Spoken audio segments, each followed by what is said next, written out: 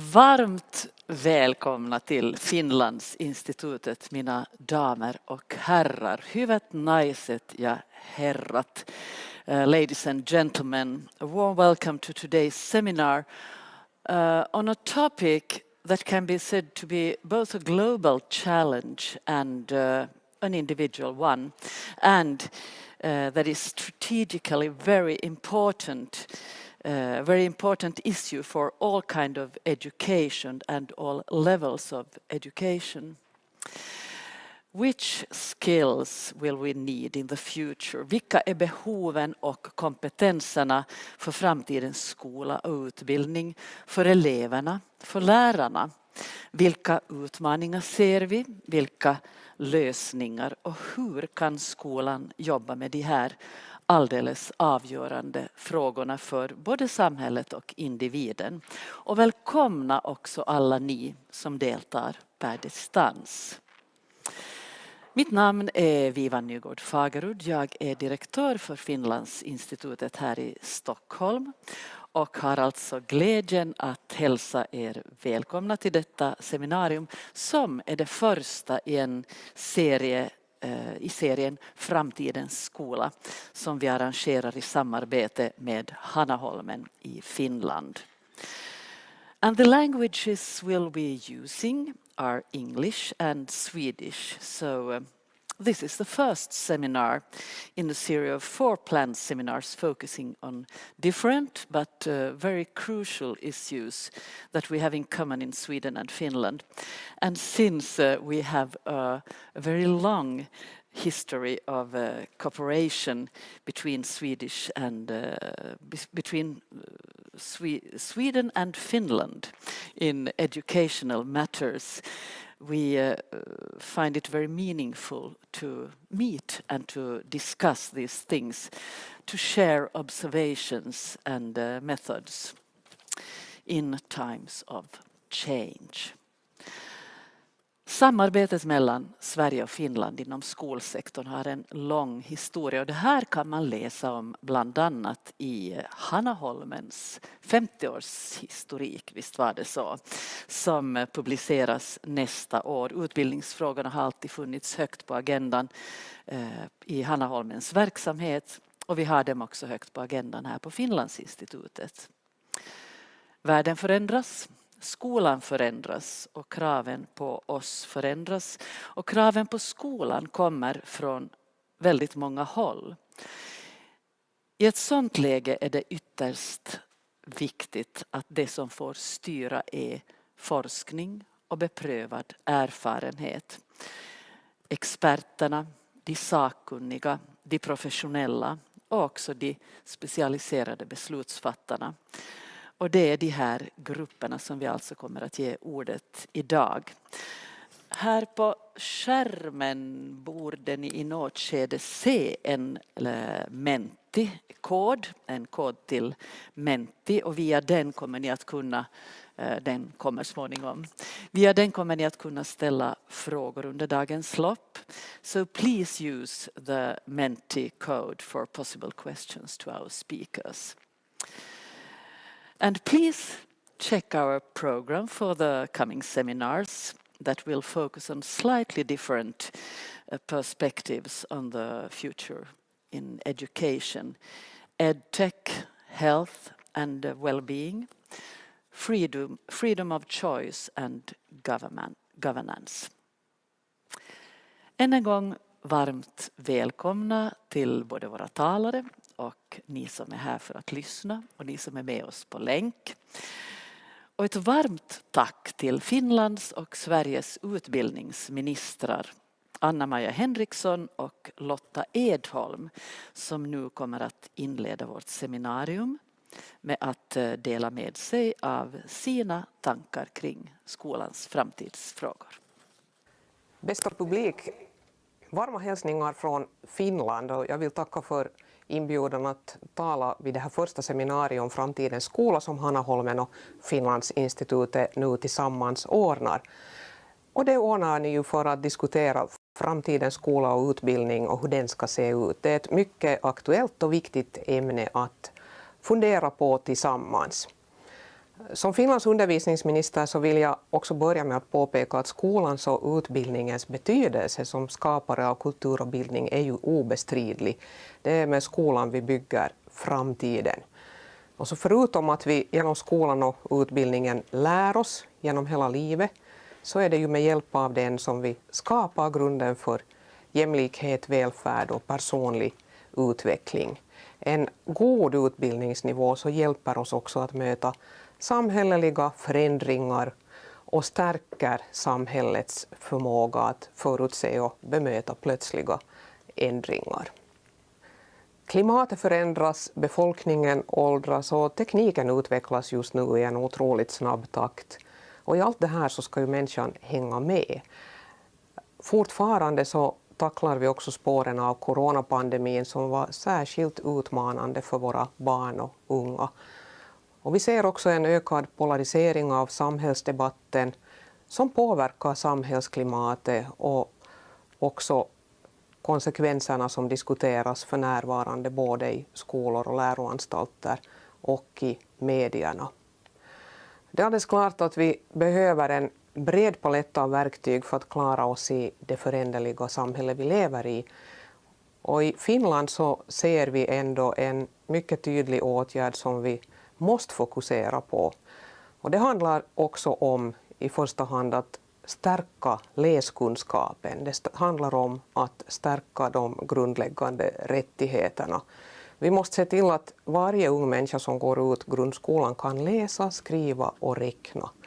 Utan starka grundläggande färdigheter så är det verkligen svårt att gå vidare i studierna och livet. Det är vår gemensamma skyldighet att se till att barn och unga får tillräckliga färdigheter för att förverkliga sig själv och vara med, hitta ett jobb och kunna vara med som samhällsmedborgare och utveckla samhället. För ett litet land som Finland så är kompetens en förutsättning för samhällsutveckling förstås, och det är också en förutsättning för att vi ska få tillväxt och framgång för vårt land. Jag är mycket glad över de satsningar som regeringen i Finland nu har fattat beslut om. Vi kommer nämligen att sätta 200 miljoner årligen till på den grundläggande utbildningen, i praktiken grundskolan. Och en stor del av de här pengarna så kommer att gå till att stärka varje elevs grundläggande färdigheter och se till att alla unga får den hjälp de behöver så snabbt som möjligt. Vi har nämligen en klar målsättning, och det är det att varje ung person som avslutar grundskolan ska ha tillräckligt grundläggande kunskaper och färdigheter för studier på andra stadier. Då talar vi om gymnasie- och yrkesutbildningen i Finland. Med tanke på de här målsättningarna så har vi också några topprioriteringar som vi genomför. Vi kommer att sätta till 3 årsveckotimmar i de lägre klasserna, och det kommer vi att rikta uttryckligen till modersmål och litteratur och matematik. Och vi vet att man behöver få öva och man behöver tid. Vi behöver skapa arbetsro i våra skolor, och det är det som Finlands regering nu satsar på, att stärka läs-, skriv- och räknekunskaperna. Dessutom vet vi att eleven behöver få stöd i rätt tid och på rätt sätt. Och därför gör vi också en helhetsreform av det vi kallar stödet för lärande. Målet är här att stödet ska kunna ges så snabbt som möjligt, och att man också ska kunna få undervisning med stöd antingen i vanliga klasser eller också i små grupper eller specialklasser. Vårt nuvarande system har också blivit väldigt byråkratiskt, och undervisningspersonalens tid går till andra saker än till lärande, och därför så vill vi också underlätta den här situationen och minska på personalens administrativa börda. Sen vill vi ju naturligtvis också se till att vi har tillräckligt med utbildning för speciallärare. Och allt det här har vi tänkt att ska träda i kraft från den 1 augusti 2025. Den fråga som vi alla behöver ställa oss är: vilka kompetenser kommer att behövas i framtiden? Hurdana utbildningsbehov kommer det att finnas då? Hur påverkar tekniken inlärningen och utbildningen? Vad kommer den artificiella intelligensen att betyda för framtidens skola? Och precis som ni idag kommer att diskutera framtidens skola så har vi också i Finlands regering sett behovet av att inleda ett framtidsarbete för vår grundskola. Det här är ett strategiskt mycket viktigt projekt där vi nu söker en gemensam riktning för skolans framtid. Förändringarna i samhället så påverkar naturligtvis också utbildningen. Och målet är nu att skapa en vision som för framtidens skola framåt, som möjliggör ett meningsfullt liv för unga och stöder möjligheterna till lärande i en värld som förändras snabbt. Framtidsarbete kommer att fokusera på de snabba omvälvningarna i arbete och ekonomin, på social och ekologisk hållbarhet, och sen kommer man också att sätta sig in i artificiell intelligens och fundera på alla de förändringar, också när det gäller lärande och undervisningen, som AI kommer att betyda. Och man kan också fråga sig om AI-läskunnigheten håller på att bli en medborgarfärdighet som är nödvändig i framtiden för alla. Jag tror att det är så. Samtidigt så ska vi inte heller glömma de grundläggande färdigheterna. Vi behöver fortsättningsvis kunna läsa, skriva, räkna, och det ska finnas kreativitet för att klara problemlösning, och vi behöver också fundera på de etiska färdigheterna. Framtidens elever, de ska också kunna bedöma AIs resultat och dess etiska konsekvenser. Och det är ju naturligtvis så att jag tror att när vi talar om digitaliseringen till exempel i skolan, så behöver vi i framtiden en skola där man har både böcker, papper och penna, men också digitala läromedel. Bästa vänner, jag vill avsluta med att lyfta upp det nordiska samarbetet och samarbete mellan Sverige och Finland. Det är otroligt viktigt att vi kan byta tankar och lära oss av varandra. Och jag är också glad att jag redan har hunnit sätta mig ner både med skolminister Lotta Edholm och utbildningsminister Mats Persson. Och tillsammans så har vi diskuterat bland annat betydelsen av att stärka de grundläggande färdigheterna och läskunnigheten, samt hur viktig bildning och utbildning är för oss som individer och för vårt samhälle överlag. Och vi behöver också tänka på lärarna. Lärarna behöver stödas och lärarna ska respekteras, och lärarutbildningen så behöver också följa med i utvecklingen. Finland och Sverige har ganska liknande samhällen och vi har mycket liknande värderingar. Vi har historiskt alltid stött varandra. Vi var ju länge ett och samma land de facto. Och nu äntligen så är vi ju båda NATO-medlemmar. Jag vill också passa på att gratulera Sverige till det. Det var den här veckans finaste nyhet. Men vi gör också mycket tillsammans, eller kan göra mycket tillsammans när det gäller utbildningen. Och nu står ju bägge länderna framför stora utmaningar då det gäller att höja kunskapsnivån, eftersom forskningsresultaten visar att trenden har gått ner. Våra barn och unga har inte idag samma kunskapsnivå inom till exempel läskunnighet, matematik, naturvetenskaper som man hade tidigare, och skillnaderna också i inlärningen har ökat. Och antalet elever som har svaga kunskaper har tyvärr ökat. Och därför så är det så bra att vi kan hjälpa varandra, dela erfarenheter, både om sånt som vi vet att vi har lyckats med, men också att dela med sig av sånt som har varit mindre lyckat. Och det här tror jag är en styrka i vårt samarbete. Och det är också någonting som jag hoppas att vi även i framtiden ska utnyttja. Inom det nordiska samarbetet så är det ju nu Sverige som är ordförande i Nordiska ministerrådet i år, och nästa år så står Finland i tur.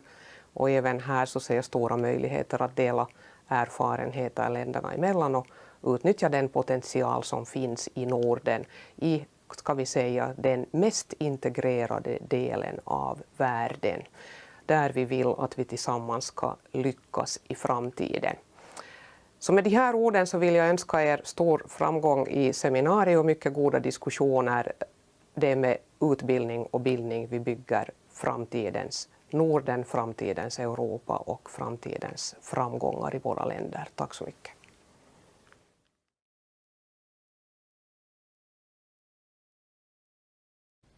Hej! Jag är glad att jag får vara med er en stund och säga något om den här ministerdialogens huvudtema som är: vilka är behoven och kompetenserna för framtidens skola och utbildning? I politiken så är det ju lätt att ibland bli fartblind och helt slukas upp av den ständiga strömmen av ärenden som ligger på en ministers bord. Därför så tycker jag att er ansats att spana framåt mot framtidens skola är oerhört värdefull. Med det sagt så vill jag ändå börja med var vi står idag. I december så var det nog rätt många av oss som kastade oss över PISA-rapporten för att läsa om våra respektive länders resultat. Och både Sverige och Finland backar i PISA. Och det allvarligaste är att tappet i huvudsak beror på att de elever som presterar på lägst nivå har blivit fler. Och de eleverna får vi inte tappa om skolan ska kunna uppfylla sitt uppdrag. Att resultaten nu faller igen visar på en tudelning mellan olika elevgrupper, och det måste vi ta på största allvar. Oavsett vilken vision vi har för skolan i framtiden går det inte att komma runt att goda kunskapsresultat börjar med de basala färdigheterna. Att kunna läsa, skriva och räkna. Det är viktigt att både svenska och nordiska elever har åtminstone grundläggande färdigheter i läsförståelse, matematik och naturvetenskap för att kunna lyckas i sina fortsatta studier och i arbetslivet. Det är i sig en framtidsfråga för den svenska skolan. Att elever lär sig läsa och förstår vad de läser är en förutsättning för deras fortsatta lärande. Att PISA-studien nu visar att läsförståelsen i snitt inte bara är sämre än tidigare, utan att vi också har en ännu större klyfta mellan starka och svaga läsare är otroligt allvarligt. PISA 2022 kan tyvärr inte betecknas som något annat än en läskris för Sverige. Jag vill gärna ge ett konkret exempel för att visa på hur det här slår i verkligheten. Andelen elever som inte når basnivå i matematik har ökat med 8 procentenheter. Översätter man det till totalbefolkningen så motsvarar det alla 15-åringar i både Göteborg och Malmö. Jag vill passa på att betona vikten av papper och penna och inte minst tillgången till läroböcker. Eftersom de bästa förutsättningarna för att utveckla grundläggande färdigheter som att läsa och skriva ges i analoga miljöer med analoga verktyg. Vi vet att skärmfria miljöer skapar bättre förutsättningar för barn att utveckla relationer, att kunna koncentrera sig och att lära sig läsa och skriva. Digitala lärverktyg behöver därför bara användas varsamt och genomtänkt, och det gäller inte minst i de yngre åldrarna. Man brukar ju säga att för att kunna säga något om framtiden så måste vi känna till vår historia. Historiskt har Sveriges välstånd vilat på en stark innovationskraft hos individen och i näringslivet. Goda kunskaper i matematik, naturvetenskap och läsförståelse lägger grunden för att stärka ingenjörslandet Sverige och för svensk konkurrenskraft. Så har det varit historiskt, och jag tror att det också kommer att gälla framåt. Det är med en välutbildad befolkning som vi kan möta framtiden och de stora kompetensbehoven vi ser framför oss. Nedgången i resultat i PISA för naturvetenskap sammanfaller väldigt olyckligt nog med de kompetensbehov som den gröna omställningen medför. Den snabba utvecklingen inom teknik och naturvetenskap ställer krav på att det utbildas tillräckligt med personer inom de här sektorerna. Det är därför avgörande att elever väljer de tekniska och naturvetenskapliga utbildningarna i gymnasieskolan för att bli behöriga för vidare studier inom de här områdena. Det är så vi rustar Sverige för framtiden. För att öka intresset för naturvetenskap men även för teknik så genomför regeringen flera insatser, till exempel fortsatta satsningar på tekniksprånget, ett 4:e tekniskt år i gymnasieskolan och skolutvecklingsprogrammet NTA, naturvetenskap och teknik för alla. Det gäller hela utbildningssystemet från förskolan till högskolan. Vi ser också ett behov av att ta ett helhetsgrepp på frågan och har därför påbörjat arbetet med att ta fram en nationell STEM-strategi. STEM står ju för naturvetenskap, teknik, ingenjörsvetenskap och matematik. Vi ser att intresset för de här områdena måste väckas till liv tidigt och därför så bör även förskolan omfattas av strategin. Jag vill komma tillbaka till vikten av att grunderna finns på plats. Det gäller inte bara ämneskunskaper utan också rätten för varje elev att gå i en skola där trygghet och studiero är det normala, inte undantaget. Vi behöver mer ordning i skolan och studiero i klassrummet. Svensk skola har idag ett stort auktoritetsproblem.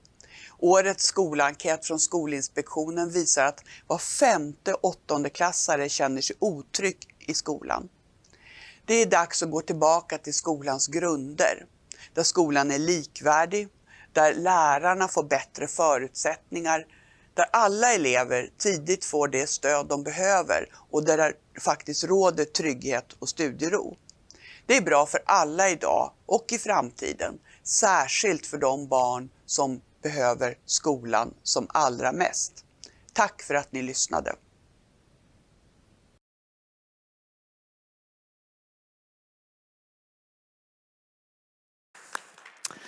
Framtidstro, baskunskaper, trygghet, jämlikhet, likvärdighet.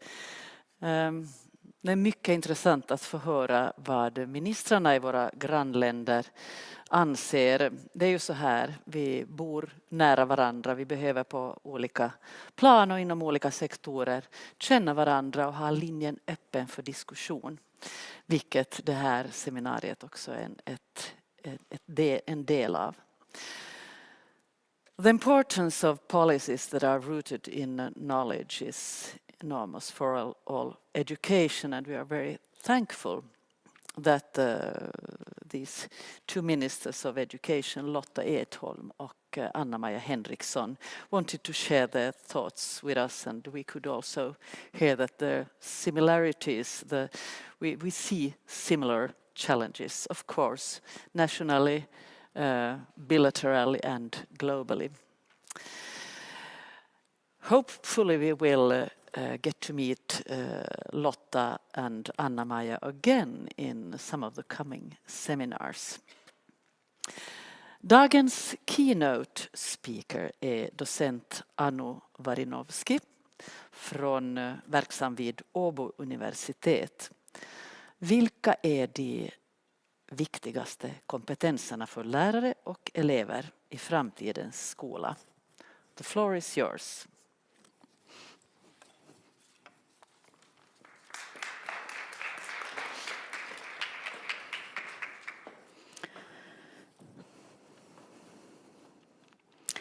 God dag bästa deltagare här och på distans. Ett varmt tack för inbjudan, Finlandsinstitutet och Hanaholmen. Jag är glad över att vara här. Det var trevligt att resa till Stockholm. Jag bor i Åbo och tittar ut genom fönstret på fartygen som avgår till Stockholm 2 gånger om dagen. Nu kunde jag hoppa ombord själv. Tack för det. Jag ber om ursäkt för att jag håller presentationen på engelska. Jag har 2 skäl till detta. För det första har jag inte hållit sådana här presentationer på svenska tidigare. Om jag skulle hålla den på svenska skulle jag vara tvungen att läsa presentationen ord för ord på papper. Eftersom jag är en lärare, jag vill tala fritt och inte vara bunden till papper. Det andra skälet har att göra med begrepp. Begrepp som anknyter till kompetens är utmanande. Jag är inte tillräckligt insatt i svensk terminologi och deras forskningstraditioner. Det räcker inte att bara översätta dem. Av dessa skäl talar jag engelska. Hoppas ni förstår mina orsaker. Och nu ska vi börja. So let's change the language. and I really hope that I don't mix so much the languages. So we'll talk about the competencies, but first let's take a look about the content I will talk about. So at first I will have a short introduction and also an introduction to these concepts, because there are several concepts linked to this topic. I will talk shortly about map model, but then our main aim is to talk about key competencies of teachers. And then I will conclude with some comments linked to that. So first, so you will know what is my viewpoints to this topic. So I have experienced a little bit over 30 years to teaching. I was a class teacher in the city of Turku in 14 years first. So I was just a teacher in a basic education. And then I went to the university to make my PhD in a department where it was not about teacher education itself. It was mainly about this kind of a more sociological, historical, contextual view on education. So this is this kind of a multidisciplinarity I'm referring here. Then I was a teacher educator for several years before I got this administrative position. And this position is linked to developing. It's developing our faculty, but especially developing teacher education. And from there is some projects I have been active. I was the leader of the DOORS. In Finnish, it's called OVET project, where we made the aptitude testing to Finnish teacher education. And linked to that, we created this map model. So I will talk shortly about that. Now I'm also involved in the SITE project. It's the Research Council of Finland's project. It links to this competence development as a continuum in teacher education. And after the DOORS project, we gathered some data, which we call Kasvu. And linked to that, we are now preparing Finnish teacher education database. So it will be a research infrastructure which really is interested in these competencies. And in Finland, since 2016, we have had already teacher education forum, and I have been the chair of the subgroup Foresight and student selection to teacher education, and I will be also in the next one. So these are the viewpoints I'm coming from, so in order you to know my viewpoints. Then some words about the concepts. This is just a quote, meaning that it's not about specific skills but that are important. And I think this is really important also because I was the teacher who was really interested in basic skills. And by basic skills, I meant reading and writing and also some math basics. And I was really interested in those. And I still think these are important. But it's not enough. And what I would like to do is to talk which other competencies also are really important. It's about holistic education. So what could be the best concepts that are really wide-ranging, but also research-based? And that is not an easy question. In English, we use this kind of a competency, even it's with E or with Y. So trust with the competence, it's kind of a basic tasks. So it's really not enough about this competency with Y. It's more about advanced abilities and skills, but it's still not broad enough. So I'm really critical about these competencies, the concept of competencies. But I really don't know what other concepts could be used. In Swedish, we have used in the OVET project kunnande, kunskapsområden, and in Finnish it's osaaminen, osaamisalueet. So it's not about competencies. But it would be really nice to talk with you. How do you find these concepts in Swedish?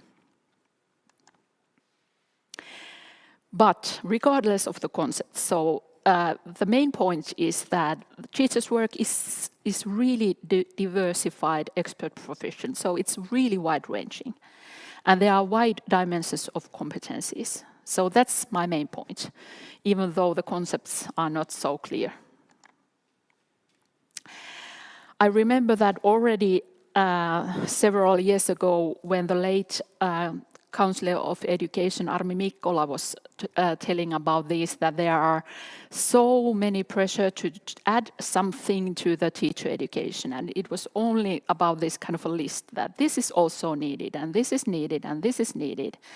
And it would be an endless list of needs and wants, and everyone wants to just add something. So this is something that we will talk today. And my opinion is that this kind of a bigger picture of the core of the teaching skills is really needed. So otherwise it would be an endless list of hopes and needs. So then I will talk shortly about the MAP model, because this is it's an example of this kind of a holistic view. First, some words about the OVET project. It has already ended, but in order to know about that, it was projects where all the universities that have large-scale teacher education was involved, and we were especially interested that also Åbo Akademi was involved, so it was also speaking Swedish. The main aim of this project was to develop the suitability testing to teacher education in Finland. Because in Finland, especially the selection phase is crucial, because we don't have any qualifications or something like that in the end of the teacher education. So it's the phase where we can have an impact on who will become a teacher and who won't. So it's really crucial for us. And for that, in order to know what we should measure in the selection phase, we wanted to have this kind of a general picture first. So then we can zoom to those which is important in the selection phase. So for that, and we really think that teacher professional development is a continuum. There are something that should be also in the selection phase, but of course the teacher education is the most important phase, and the working life. So it should be a continuum. It looks pretty nice here, but as you know, probably in practice it's not always like this. So some words about the MAP model first. So the MAP comes from multidimensional adaptive process model of teaching, and we really had many discussions. It took 2 years to build this model. It is based on research, but it was especially we really had discussions over it, and it's based on the idea of a continuum. There are some emphases. Of course, there are. It's oriented towards future, so you can find some 21st century skills also involved in that. And we had also equity as one emphasis on that. And here is the main model, and we were especially interested on the left-hand side on these dimensions of competencies, and there are 5 of those. So it's knowledge base of teaching and learning, cognitive skills, social skills, personal orientations, and professional well-being. And if you think about these, what could be you have probably heard a lot about these previously, so they are not so much new. But what was a new emphasis was that we wanted to have this professional well-being as a separate dimension. And we made this model starting in 2017, and it ended just before the COVID hit in 2019. And we were really happy that we had the well-being in our model. But what was also really important for us, that we are not interested on learning only. We really think that teaching is also, it's really important to, as a result of teaching, to have motivation and well-being for the students. So this kind of a discussion with basic skills, it's about learning, but the motivation and the well-being are really, really, really important. Okay, so here are the dimensions, these 5, and I will just show, and you can find here the sites in 3 languages if you are interested, because I will just show shortly. So here are the 5 dimensions, and as you can see, the professional well-being is over here. But what we really think is important, and especially in the Finnish context, is these general cognitive skills, which are in the middle. So information processing, critical thinking, and the Minister Henriksson was also mentioning these. So creativity, metacognition, communication, argumentation, reasoning, this kind of a really, really general skills.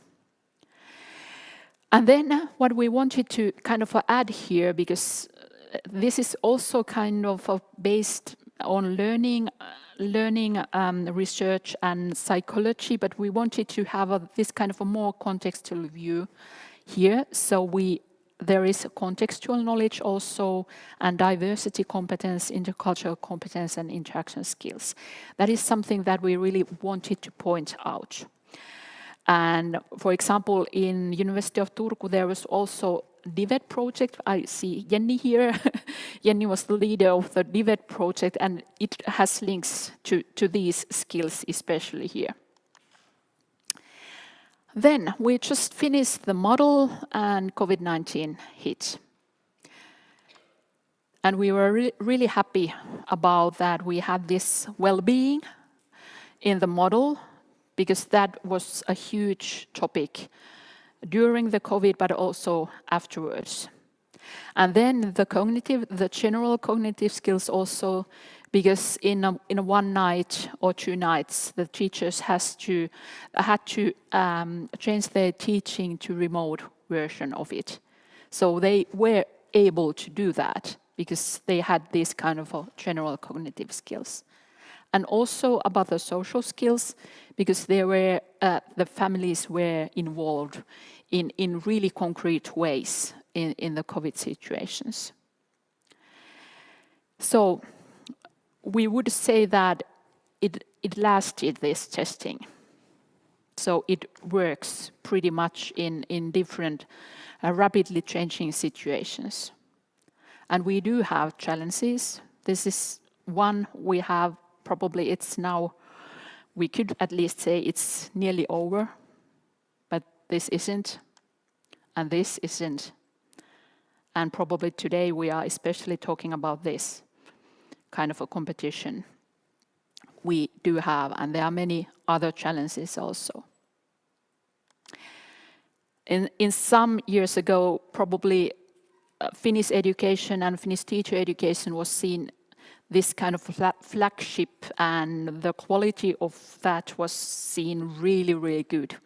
And now there are also some other discussions because of the PISA results, and should we do something also for our teacher education?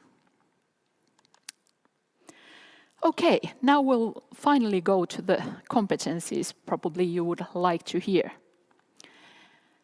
I have 6 kind of competencies, and this is a synthesis of it.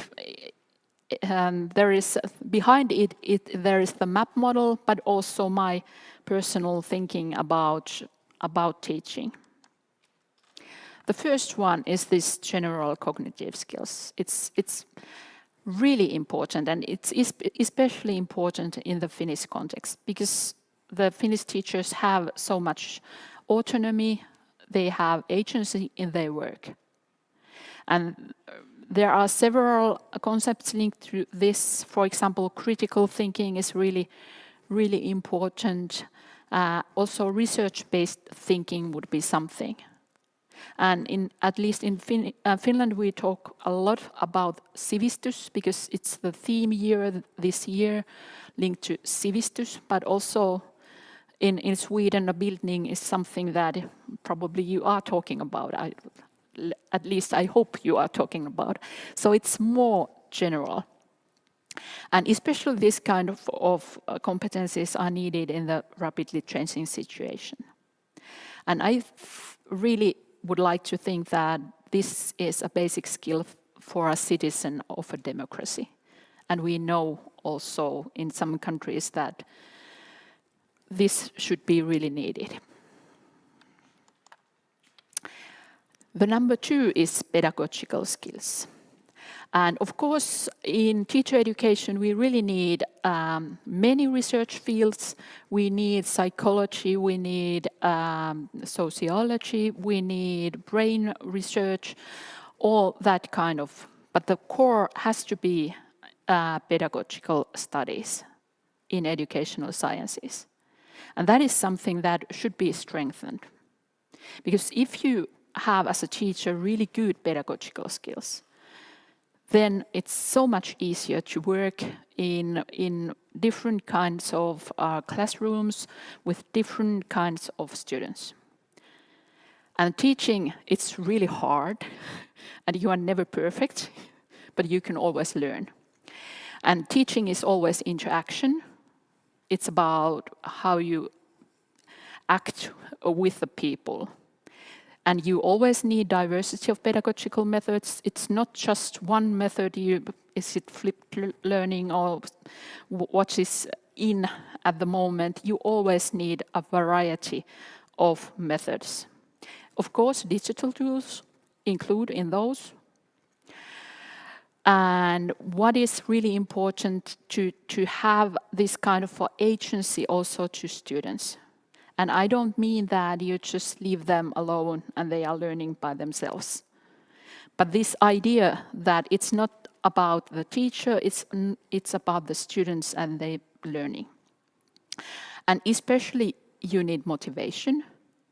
If you just drill for basic skills and they don't have motivation, will they use their skills when they are adults? Probably not. They will not be engineers or something like that because they hate math. So it's really, motivation is really important. And of course, as a pedagogical skills, differentiation is really, really important because diversity is a norm. It's not an exception. There is always, in every lesson, you should differentiate. At least in some cases. And then the number 3 is this diversity, equity, and inclusion. There are many concepts linked to this. You can call it intercultural competency or whatever, but the main point is that these kind of are really needed. And this has been traditionally emphasized in our countries, and it still should be. And it links to the contextual view. And especially this is important when it's not visible. If it's visible, if you have a wide variety of ethnicities, for example, in the classroom, you are aware of this. But if you just think that, okay, there are no immigrant background students here or something like that, you just easily ignore this. But there is, for example, social class. There are sexual gender minorities that probably you can't see. And my own research field was children of Finnish expatriate families. So they were families that moved abroad because of the work of the parents, and then they came back to Finland.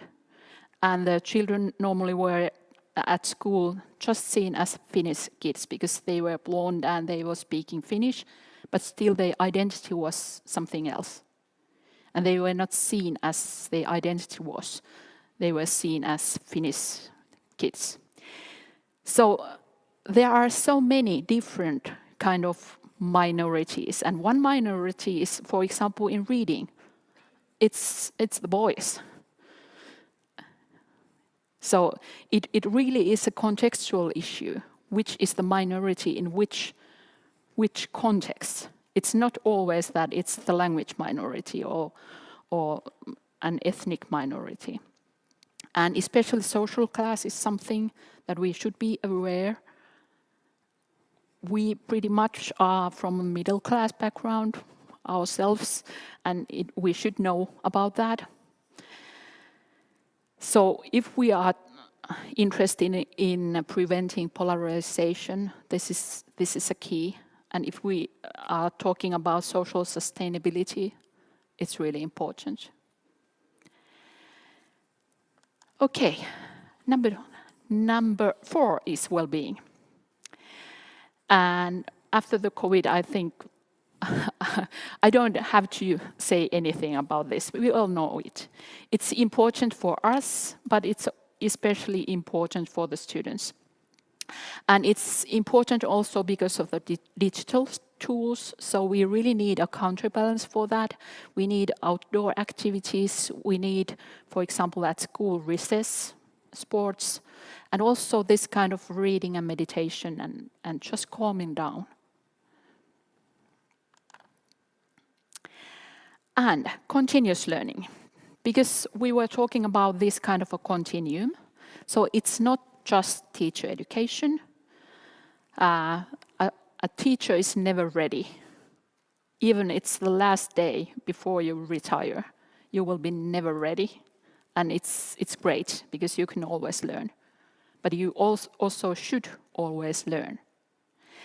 So this is something that, especially in Finland, we should really work for, because we don't have this kind of a general model for continuous learning, or it's too much based on the activity of the teacher, him or herself. So we really should have, and I really think that universities should have a bigger role on that, because it should be research based, and it should be also this kind of a conceptually coherent. So, for example, the map model or something like that could be a kind of giving the coherence for that. Because otherwise, if it's just based on the preferences of individual teacher, if I would choose those that I'm really interested in, not those that I really need something. I should learn more. So it should be kind of this, that you need not just for example digital learning, but also for social skills and also for content and for different kinds of. And it's not about individual level only, it's also the community level. So we can share our competencies at the school. So everyone doesn't have to have the same competencies, but when we work together at the school level, it combines we really have a large scale of competencies together. And then I was talking about this kind of a general model, but still I say that we need one special topic. And probably we should have had this for several decades ago already, but probably we can also say that it's better now than never. So these were the 6 ones I wanted to highlight. And if you think about these, so these were for teachers, but if you think about these for the students, so this would be something interested also to discuss. But this kind of a general cognitive skills, okay, pedagogical skills for students. But if you think that as a more general ways, when the students work as a co-teacher at the classroom, or when they become leaders in their work, because these kind of pedagogical skills are kind of a leadership skills also. It could work. Diversity, equity, inclusion, this kind of intercultural competency, okay. Well-being, okay, yes. Continuous learning, that could be the main point also, and sustainability. Okay, I won't answer to that, but it would be nice to discuss with you afterwards. Then we will have 10 minutes left and some concluding comments also. And I also will have 6 of these comments. So I really would like to have this kind of a holistic view on competencies instead of just the list, which will be enormous. So we should have this kind of a general view. What are the main competencies that we really should have? And then I didn't much talk about this kind of research-based teacher education, but that is the core. And it's really, if you think about teacher education and it's research-based, what could be the option if it's not research-based? One option could be that it's just based on tradition. Okay, in some case it's not a bad idea, but probably not the best one. But one option could be also that it could be based on political agenda. And probably we don't want that. We really want to have that as a research-based. And there are many views that is linked to this kind of a research basis idea. But one thing that we are now working on in Finland is this research data gathering and the database and this kind of a collaboration between 8 universities that we are now doing. And we are gathering data linked to competencies in order to also use that data for knowledge management of teacher education. And this is when we talk about Finnish education and we talk about especially teacher education, we always talk about autonomy and trust. And it's so important. And it's even more important than it never has been before. So we really should respect the agency and the pedagogical autonomy of teachers. And we should have the emphasis on school level.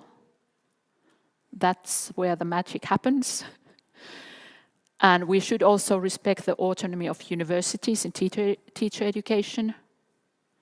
And we should not increase top-down approaches. No national orders, standards, testing, inspectors. And I see some signs for this now. And it's alarming.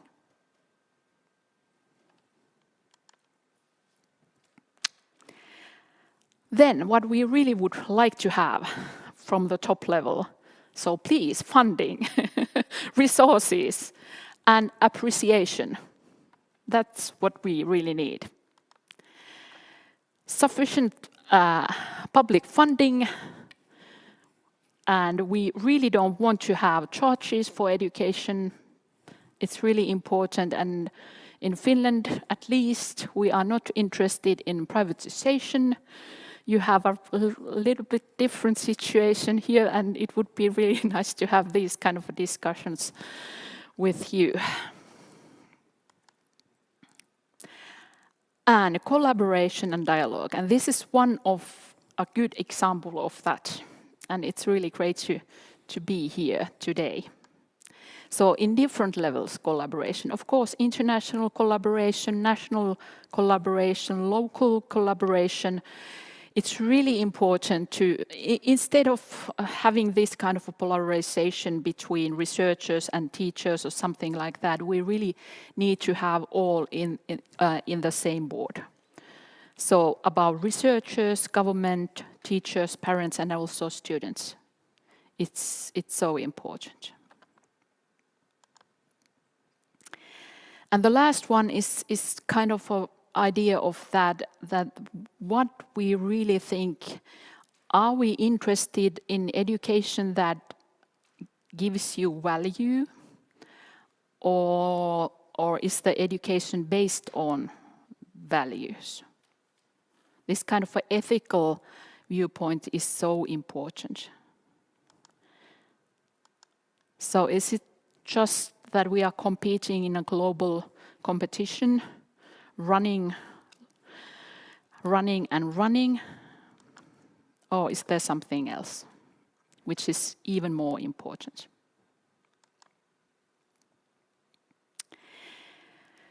Okay, when we talk about teacher education, it was a little bit over 10 years ago when I counted this, and hopefully I counted it right. So those who will start in the teacher education this year, they will be around five-ish year there, or 6 or 7, but still. They will be in working life quite long, and they will teach their students who will be in working life until, you can see here, the year. So it's a century-long straight impact for one person. And that is huge. That's really impact. So we really make the future. But the only thing is that, do we have this time? Do we have a century?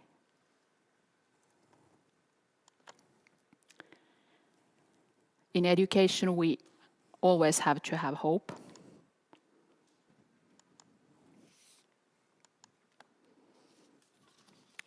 The sun is still shining.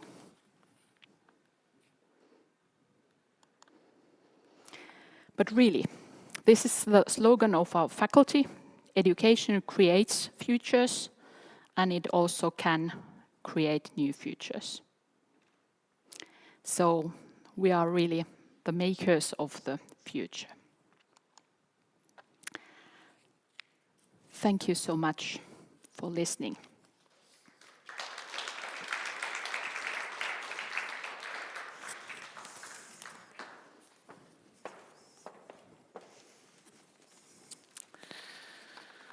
Thank you so much, Anu, for sharing all this, sharing your holistic view of this whole topic and on teacher education also. Very interesting and enlightening.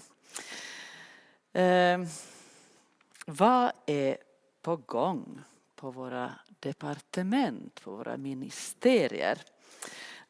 Vi ska få inside information från utbildningsdepartementet i Sverige och undervisnings- och kulturministeriet i Finland. Och det ska Erika Stadler, departementssekreterare vid utbildningsdepartementet och sekreterare vid utredningen om lärarutbildningen i Sverige, berätta om för oss. Och så ska vi också få höra Venla Bernelius som är sekreterare för grundskolans framtidsdelegation vid undervisnings- och kulturministeriet i Finland. And we will have some time for questions afterwards also. Vi kommer att ha lite tid också för frågor efter era inlägg. Men vi ger ordet, ja, ni är välkomna båda upp på scenen, och så ger vi ordet först till dig, Erika. Varsågod. Tack.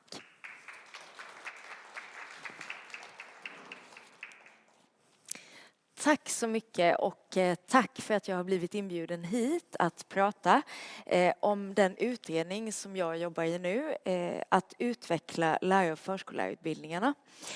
Mitt namn är Erika Stadler och jag har en grund som gymnasielärare i matematik och samhällskunskap. Jag har också jobbat på lärarutbildningarna, bland annat i matematikdidaktik. Och sedan flera år tillbaka så har jag jobbat som departementssekreterare på utbildningsdepartementet i Sverige, där jag främst har arbetat med lärarutbildningsfrågor. Nu har jag det här uppdraget som huvudsekreterare i den här utredningen under en begränsad tid. Vi startade i början av juli förra året, och förväntas vara färdiga med vårt arbete den sista november i år. Så att vi är mitt uppe i vårt arbete och som jag nu ska berätta om. I en utredning så har man ju en särskild utredare och vår särskilda utredare heter Peter Honett. Han är tidigare statssekreterare, var det under den borgerliga alliansregeringen och har också varit universitetsdirektör vid Lunds universitet, och det är han som leder och ansvarar för vårt utredningsarbete. Och jag är då huvudsekreterare och är ju opolitisk tjänsteman i den här utredningen tillsammans med 2 andra sekreterare, Åsa Ruling och Åsa Dyselius, som också bistår utredningsarbetet. Nu ska vi se. Och vårt huvudsakliga uppdrag, det är att lämna förslag med målet att höja utbildningarnas kvalitet och göra läraryrkena mer attraktiva och höja deras status. Och jag antar att det är frågor som känns igen både i det svenska samhället, men jag vet inte hur det är i det finska.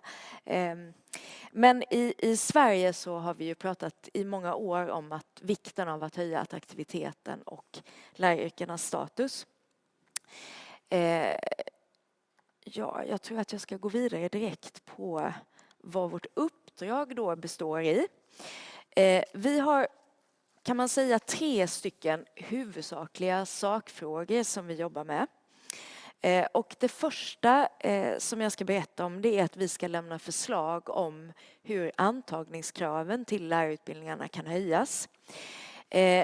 I Sverige så har man ett gemensamt system för att söka och antas till högskoleutbildning.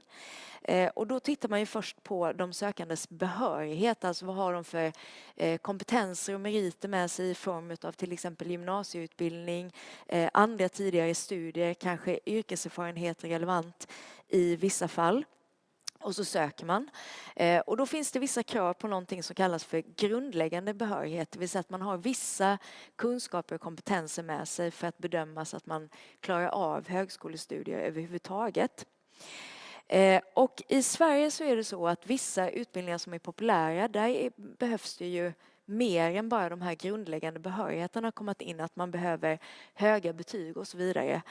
Så att det räcker inte bara med att man har till exempel gått ett visst program på gymnasiet för att komma in på högskolan, utan man måste också ha gjort det med goda resultat. Men när det gäller lärarutbildningarna så är det i väldigt många fall så att är man behörig och söker till en lärarutbildning, då kommer man in. Och det innebär ju i förlängningen att alla behöriga sökande kommer in. Sen har vi också sett att många tyvärr hoppar av lärarutbildningarna. Så att om 100% kommer in så kanske det är mellan 40 till 60-70% som kommer ut i bästa fall. Och det visar sig då att många studenter de hoppar av för att de har valt fel. De kommer på efterhand att de inte vill bli lärare när de har gått utbildningen ett tag. Det kan också vara så att man från början kanske inte riktigt tänkte att man ville bli lärare, men man ville ändå börja läsa någonting, och då sökte man till lärare för att man visste att man kunde komma in. Det finns också många studenter som hoppar av efter ett tag för att de arbetar samtidigt och märker att det här med studier för att bli lärare var ju egentligen ganska tufft. Så man klarar inte av att kombinera studier och arbete. Men det vi också har sett, framförallt när vi har åkt runt och besökt flera lärosäten som anordnar lärarutbildning, det är att många studenter har för dåliga förkunskaper i framförallt svenska. Och då gäller inte det bara studenter som kanske har ett annat modersmål än svenska, utan det gäller i princip studenter rakt över.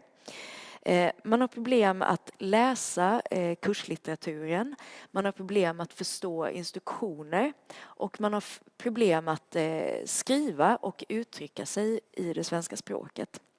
Och det är alltså någonting generellt som många, eller jag skulle säga i princip alla lärarutbildningar som vi har pratat med, vittnar om att det är på det här sättet. Det är ju angeläget att de studenter som söker till lärarutbildningarna har de förkunskaper och förutsättningar som krävs för att genomföra sina studier. Och varje student som hoppar av är ju på något sätt en förlust både för studenten själv men för lärarutbildningarna också. Och vårt uppdrag är då att titta på möjlighet att höja de här kraven för tillträde till lärarutbildningarna.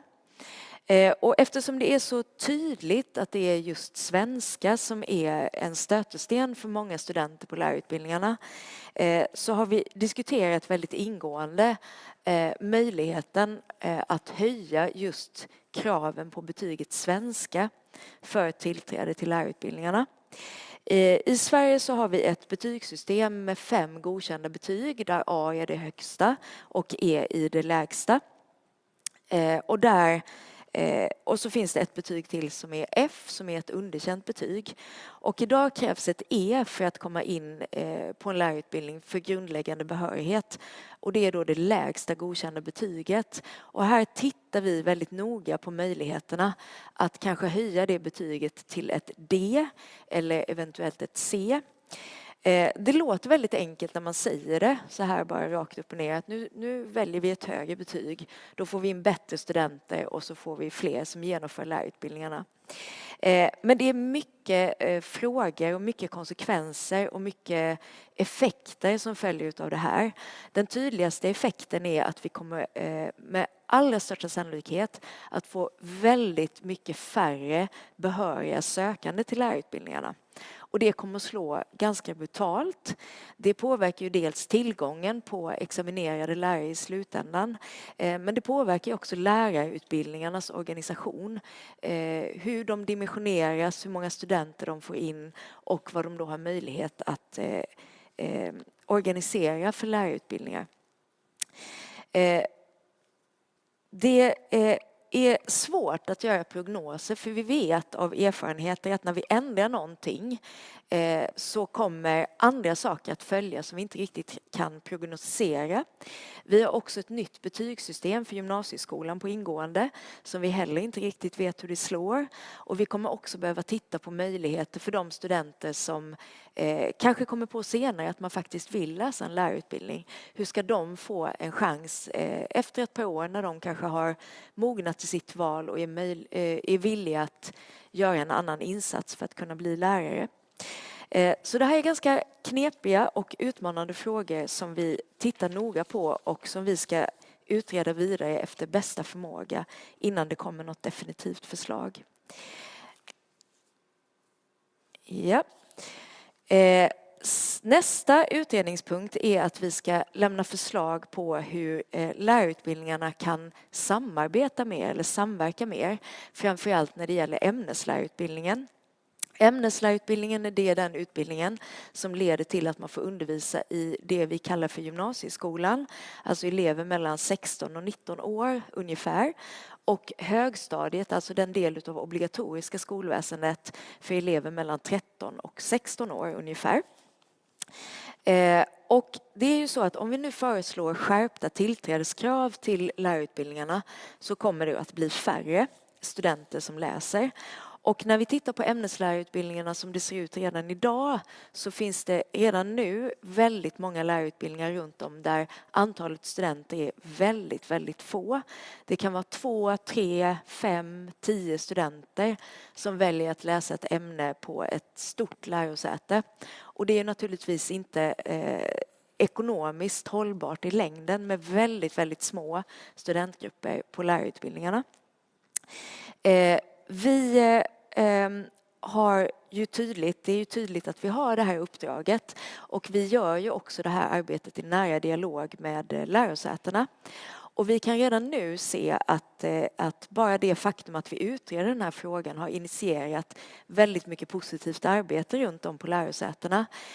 Där lärosätena själva har tagit många initiativ till att titta på större möjligheter för samverkan och möjligheter att till exempel låta studenter läsa ett ämne där det är få studenter på ett annat lärosäte. Om man till exempel läser lärarutbildningen i Linköping och vill läsa ett modernt språk, tyska, spanska eller franska, så har studenterna i Linköping då till exempel möjlighet att göra det på Linnéuniversitetet i Växjö och Kalmar.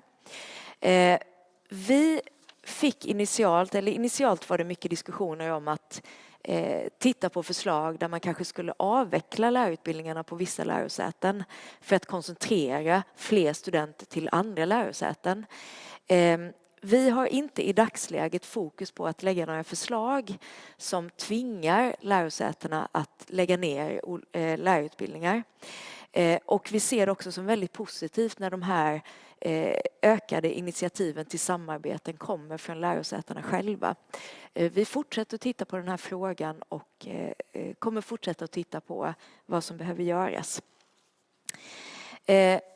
Sen har vi också en stor fråga som knyter an till mycket av det som vi har hört idag.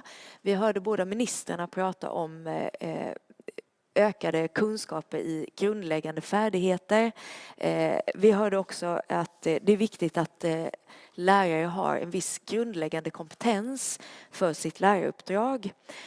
Och vi har i vår utredning ett uppdrag där det handlar om att titta på utbildningsinnehållet och hur det kan reformeras eller förändras med ökat fokus på ämneskunskaper och ämnesdidaktiska kunskaper, cognitive science eller kognitionsvetenskap och praktisk metodik, alltså mer handfasta, konkreta kunskaper om hur man undervisar och planerar och genomför undervisning. Här kan jag börja med att nämna någonting om uppdraget att titta just på kognitionsvetenskap.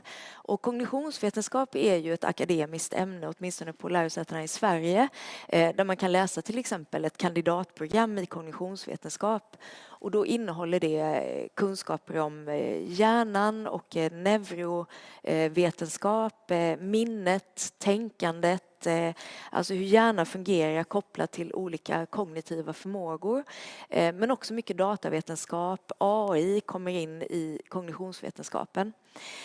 Och tanken med att införa ett ökat fokus på kognitionsvetenskap på lärarutbildningarna är inte att vi ska bli neurospecialister, men däremot att få ett ökad kunskap om hur hjärnan eller kunskaper om hjärnan relaterar lite grann till hur vi till exempel använder minnet, vilken roll det spelar, metakognitiv medvetenhet och så vidare för att lära sig saker och ting.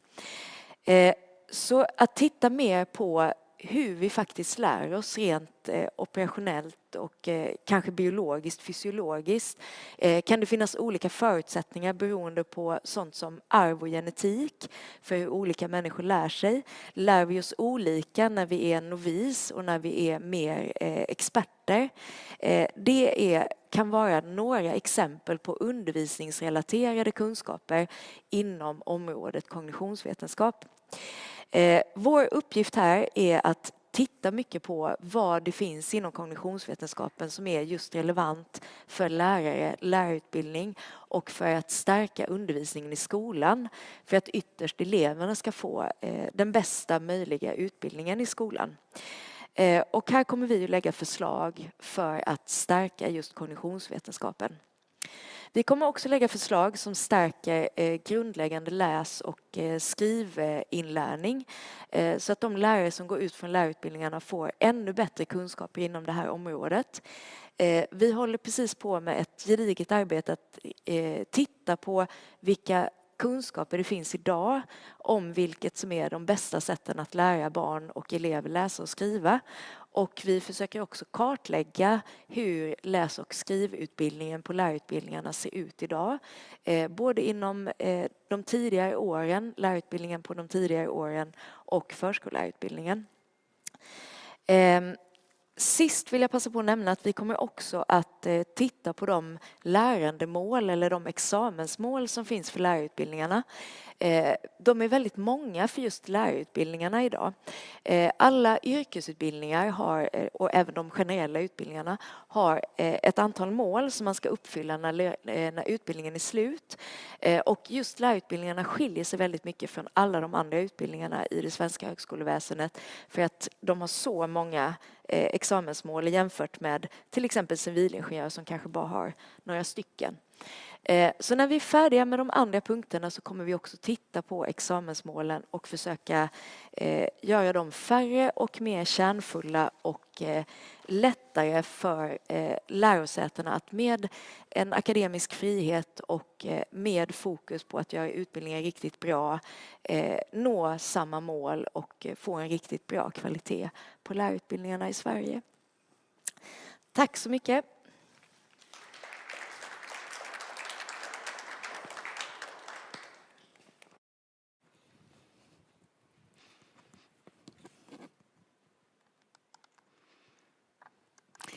Hejsan, ärade deltagare och kära vänner och säkert många av er tillhör båda. Jag heter Venla Bernelius, jobbar vid ministeriet i Finlands sida och jag faktiskt ska tala på engelska som begärdes men jag ska bara hälsa på alla på svenska nu när vi är här. As we heard from both ministers today, so we definitely need these types of concrete actions that are being taken both in Sweden and in Finland at the moment. But also both ministers made a point about needing a vision for the future to kind of also know where we are going. We can't only be fixing the Pisa car, we also need to have a kind of a route mapped out for the future that the schools are also creating. I'm at the moment working at the Ministry of Education and Culture with a project that has set out to do exactly that. We have multiple different projects that kind of create a whole, and this is now the kind of looking most in the future. Some of you are also involved in it, and I hope that in the end of this speech all of you want to join in some way. So our work started with these kind of more profound questions also about the kind of purpose of education and some of the big questions that have also been posed today. For example, OECD is predicting at the moment that traditional jobs may not be available for all in the future. So what do we actually need to teach in schools to give relevant skills and sort of motivation for students in a world where we cannot say that, okay, you will need this in your path of traditional labor? Another question that has also been mentioned here today in several of the speeches that we have already exceeded our planetary boundaries. So how do we teach the new generation that we heard that will be there until 2124 to actually create sustainable ways of life?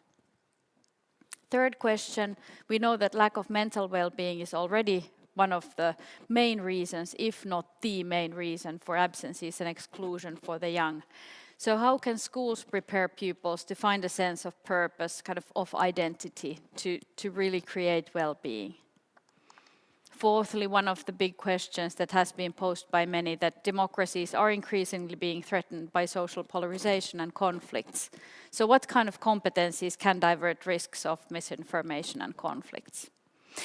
In our work, one of our participants already posed then maybe the most crucial question. So if we invented school today, what would it actually look like? And so our work now that we're doing has its background in these transformations. Our Minister Henriksson already referred to also to some of these kind of global and local fundamental changes that sort of require us to redefine some of the long-term goals.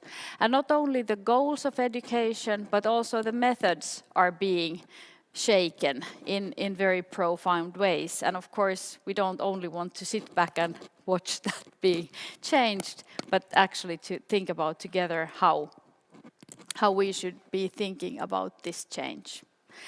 And the questions of social and ecological sustainability, technological development, AI that has been mentioned already are some of the key drivers of this work.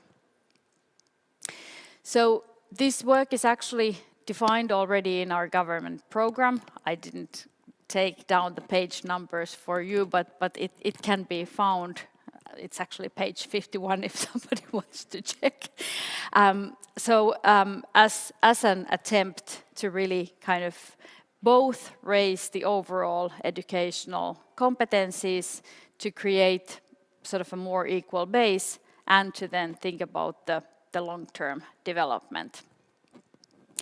Our very concrete task in this work is to create a vision report, also being kind of finished in 2025 in the end. And the question in this one is that where do we really want to be in 20 years' time? And as I mentioned, the idea here is to kind of create a point of reference in the future. Where do we want to be going?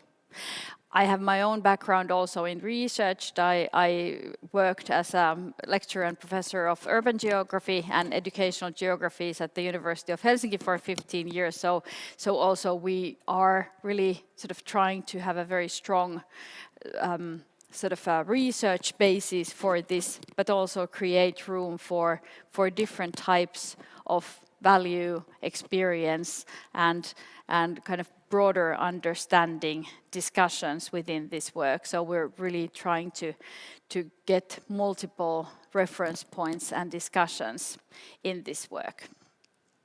We're working based on future scenarios of expected societal changes, and as mentioned, their effects to both the needs for competency. So what do we really need to know? What do we or need to the kids to understand and be able to do?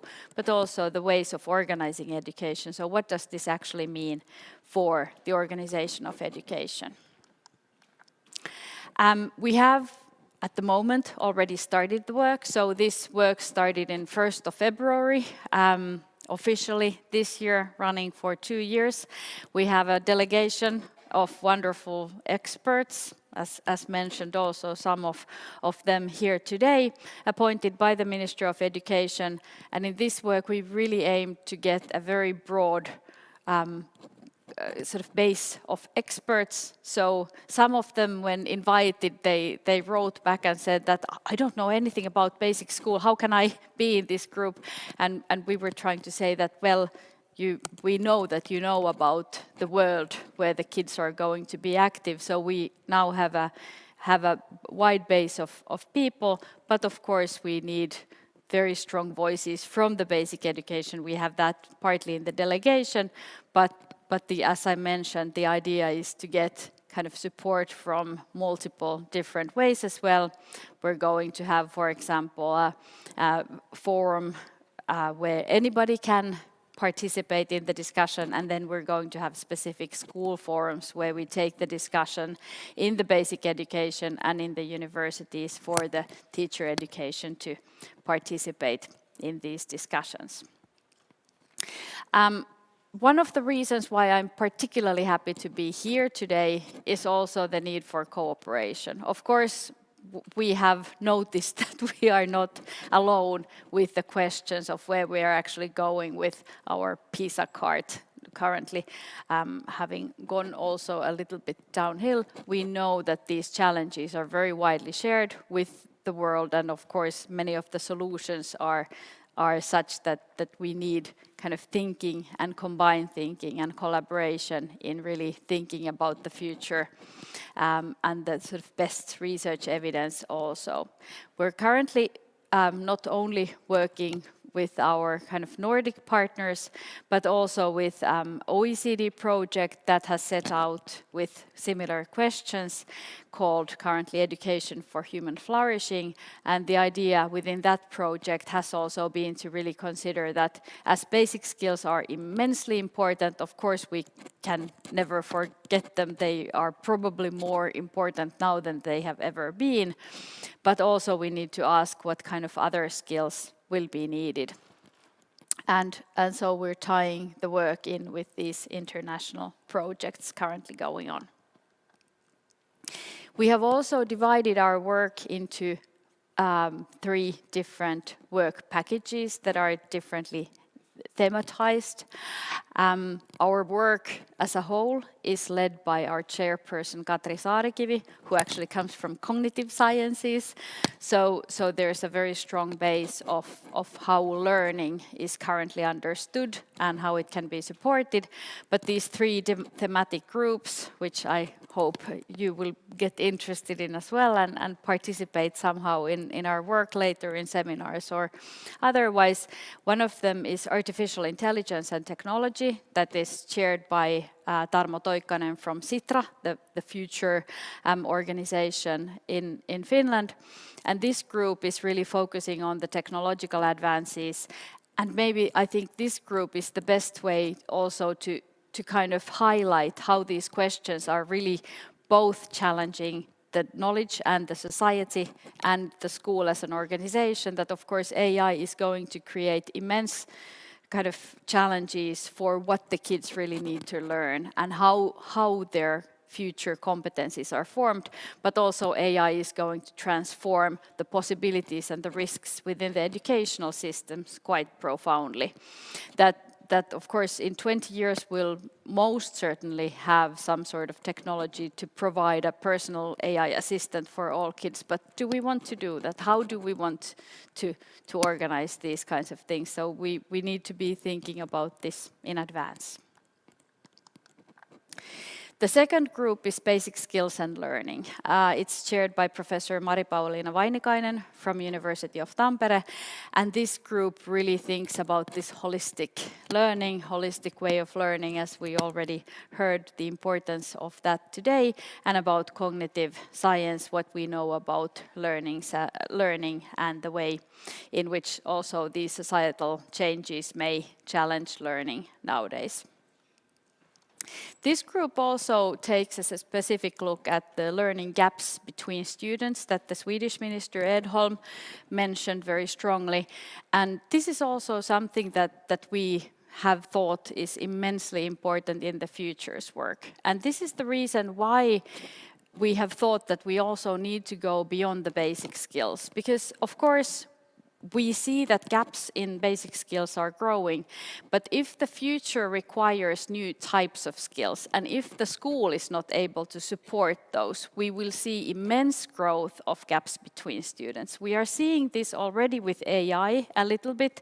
Some people in the society at large have mainly used it to cheat a little bit, also in schools, and then others are able to really leverage it to get even better results and to really sort of learn more. So this is something that the school also needs to be able to support, maybe in ways that we haven't even realized yet. The third group is ecological and social sustainability, chaired by Professor Jukka Käyhkö from University of Turku. And here we focus both on the possibilities and needs that education has to kind of support ecological sustainability, but also to work with social sustainability and reduction of polarization within the society. And of course, as we already heard today, for example, ethical questions about diversity and intercultural kind of collaboration and relations are becoming more and more important all the time. And some of these skills are something that are really vitally also human skills, can never be replaced by AI. When we started our work, we asked our delegation and also our parliamentary group that is supporting the work what kind of newspaper headlines they would like to see in 10 years' time. Now we are going to expand this, as you heard, into 20 years' time later, next autumn, and from that on we're also going to engage many more groups. But the first kind of idea headlines that we got are seen here in the wall. This is just a selection. Not everybody's headline is found here. But these already highlight quite well what kind of topics pop up. So people are very interested about the basic skills. We want to see Finland and the Nordics rank high in both well-being and basic knowledge. But also questions of equality keep coming up very strongly. Questions about community, feeling of belonging comes up very strongly. And questions of trust and democracy are very high here as well. These made me think about also science fiction writer William Gibson, who said that the future is already here, it's just not very evenly dispersed. That the school system's task is to disperse the future evenly. And I think this is very strongly reflected here.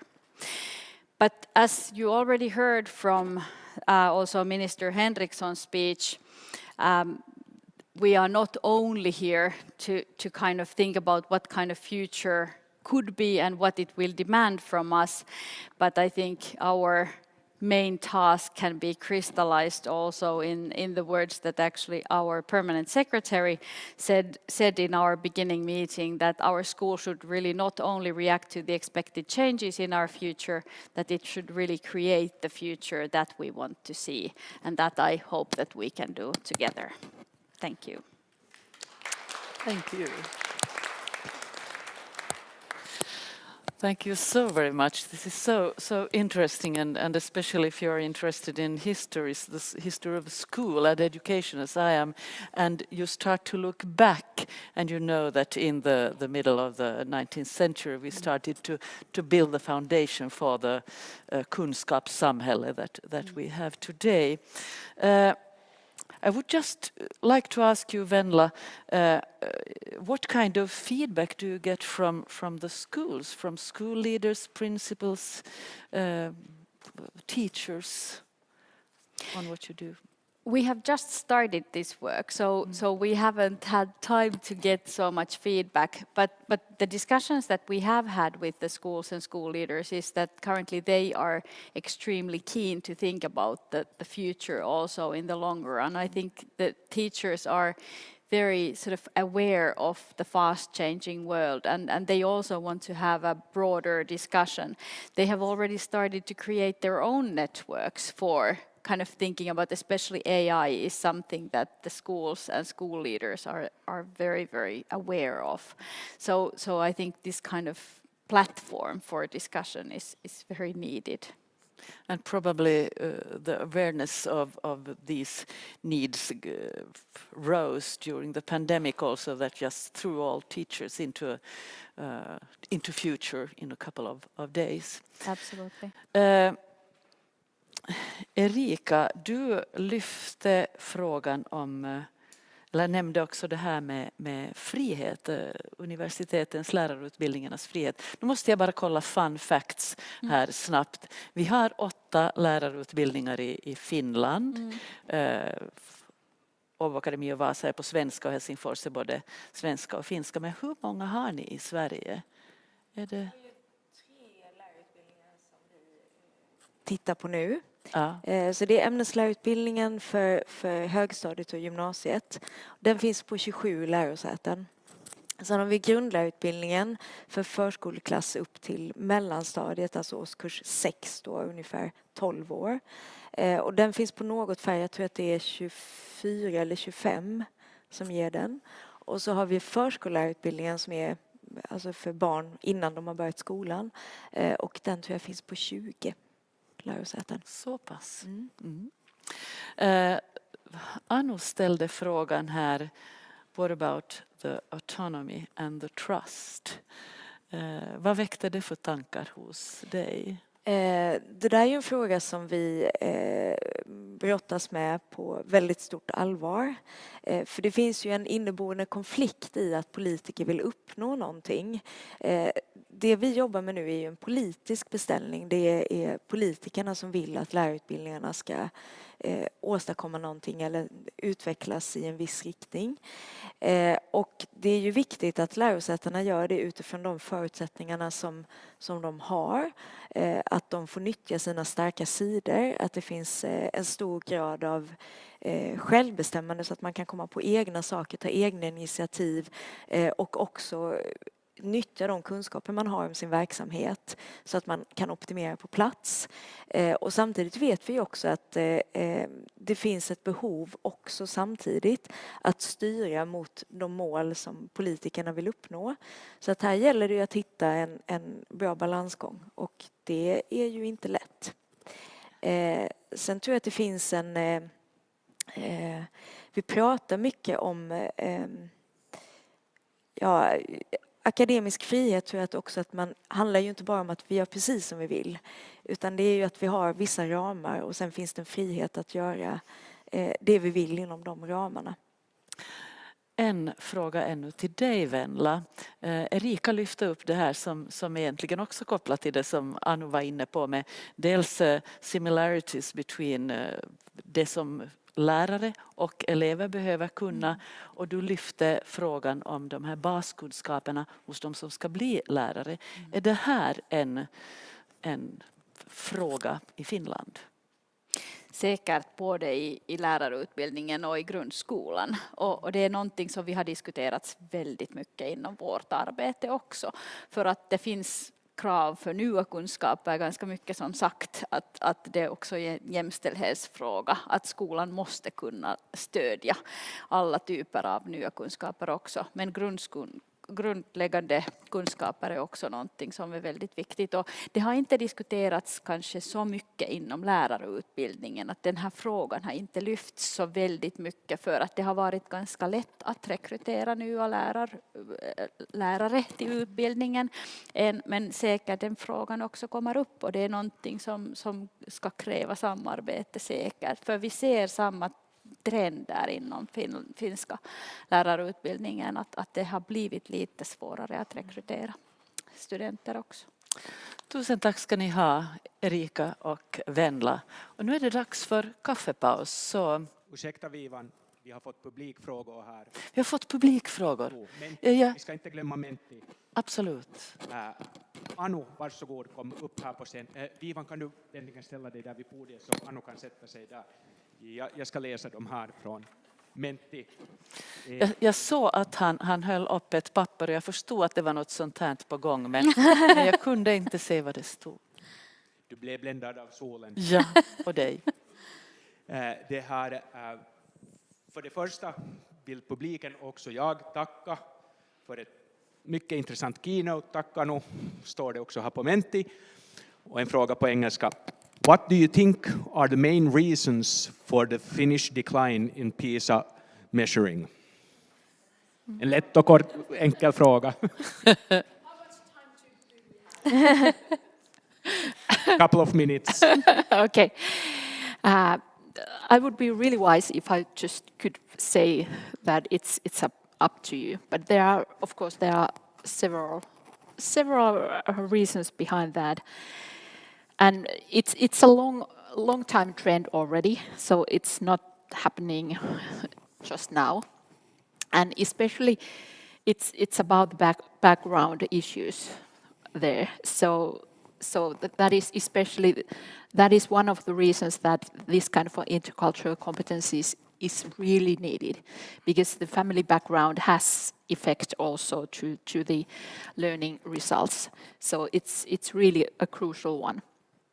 But there are really this kind of many. Of course, one is also this kind of a digital use, especially during their free time, because especially the reading that the boys and also girls, but especially boys, they really don't read a lot anymore. And we can as adults also know that, because there are so many digital things to do, probably me not, but some are on TikTok, and there are so many platforms to be active on. So there is not so much time to read, and probably also it's a little bit difficult to concentrate on reading. But there are several reasons behind that, and because it's a difficult situation, and in a difficult situations there is never simple answers to that. Tack. Och det har kommit en till publikfråga. Den är riktad till Erika Stadler. Att folk väljer fel utbildning kan motarbetas genom att se till att alla skolhus på alla skolnivåer har tillgång till utbildade studie- och yrkesvägledare. Vad är dina tankar kring detta? Jag förstod, jag hörde inte. Säg det igen. Ja, det är att folk väljer fel utbildning, så att säga. Ja, jag förstår. Nu förstår jag. Ja.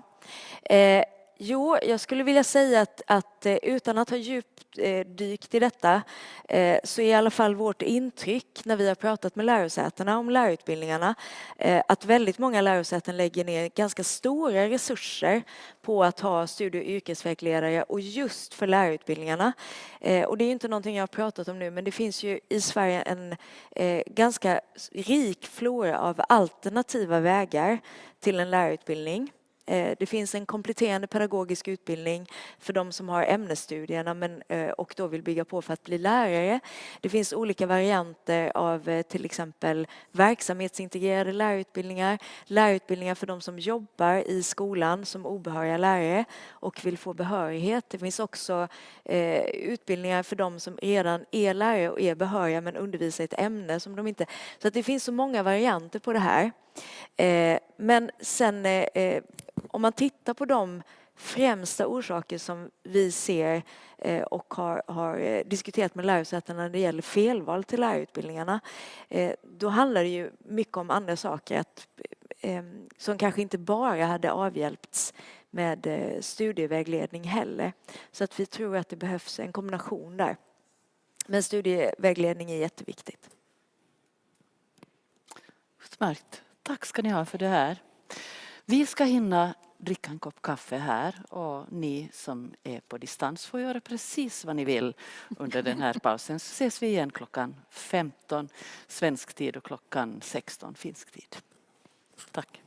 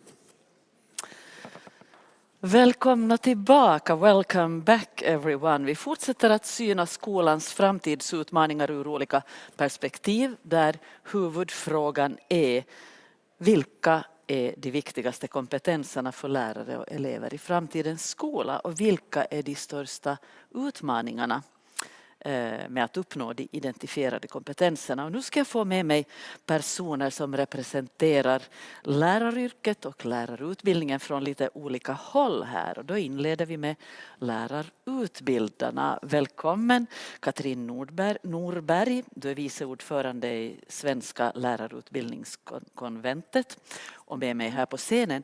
Och via länk, nu ska vi se, jag spanar dit också. Välkommen Marjo Vesalainen, undervisningsråd vid undervisnings- och kulturministeriet i Finland. And hopefully you can hear me on the stream, Marjo. Yes. So if we start with you, Marjo, if we look at these questions, not from the perspective of the teacher, individual teacher, or what applies in the classroom, but instead look at teacher training. What do you see, Marjo, as the big, the overarching questions?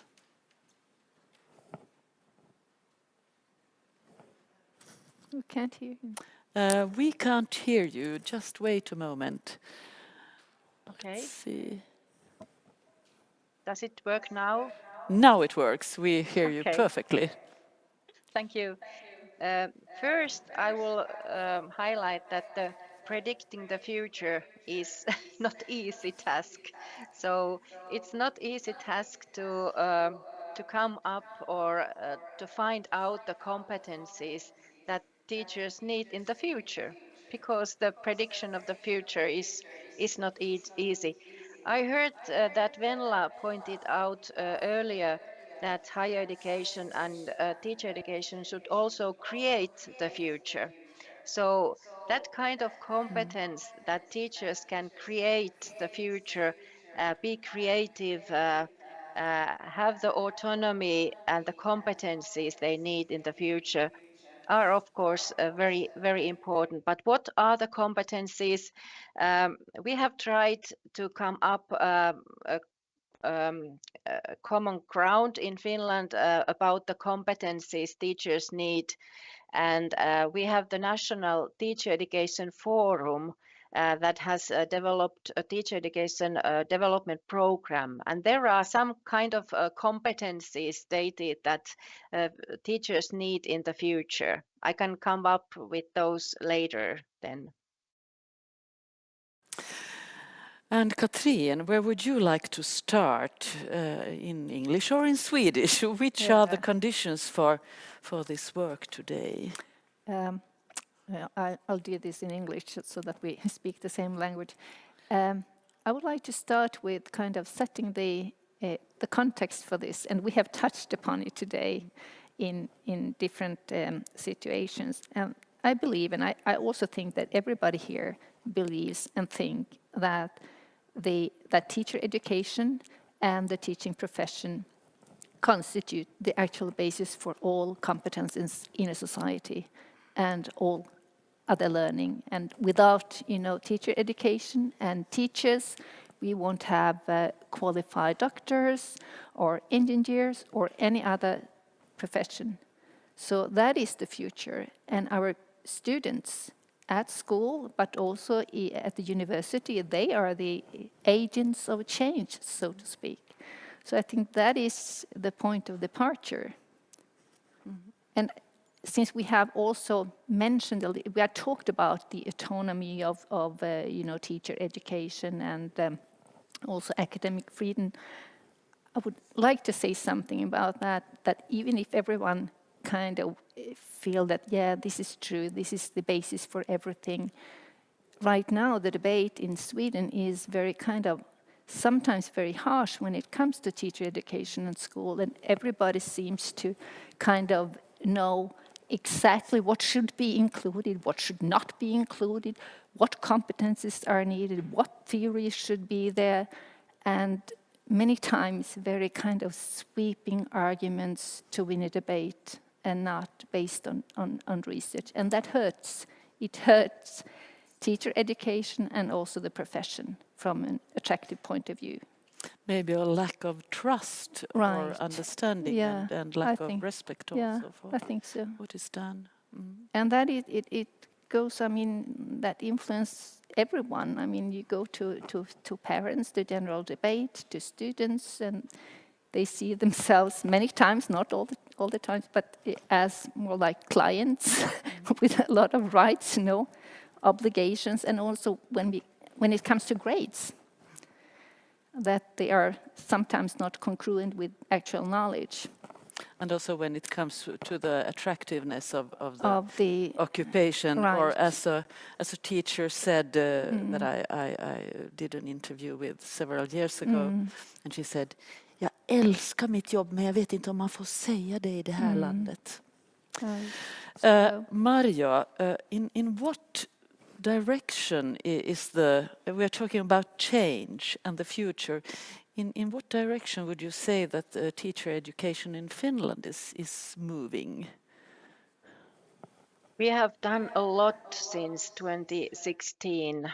In 2016, the National Teacher Education Forum was appointed by the Ministry of Education and Culture, and all the higher education institutions that offer teacher education take part in the forum, and also very, very important stakeholders are part of the forum. So we have decided to develop teacher education not through a top-down approach, but instead through collaboration and co-creation. We find that very important.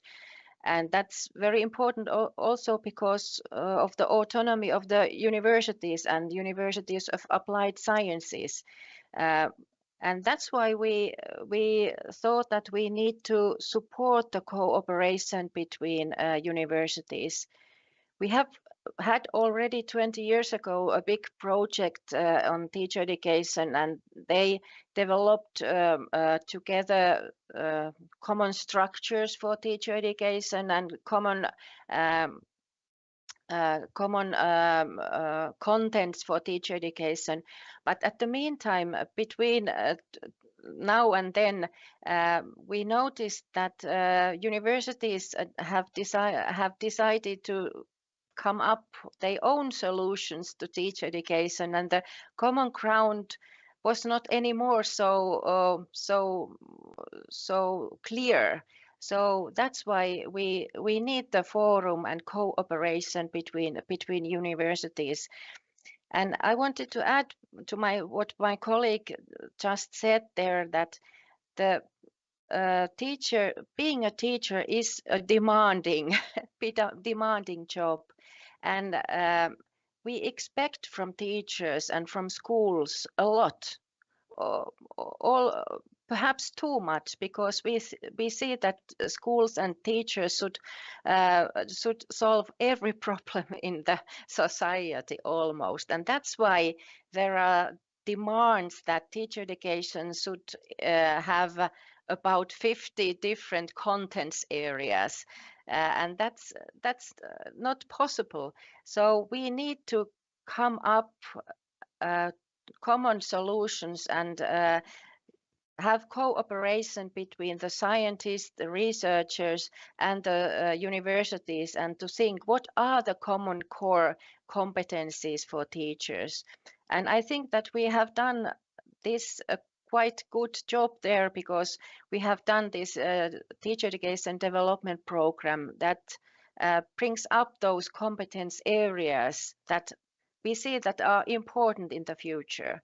There is, of course, this basic competence, broad-based basic competence, but it entails also critical thinking and argumentation skills and managing diverse learning environments. It's not only the pedagogical core competence that teachers need, and not only the subjects competence teachers need, but also this kind of basic competencies.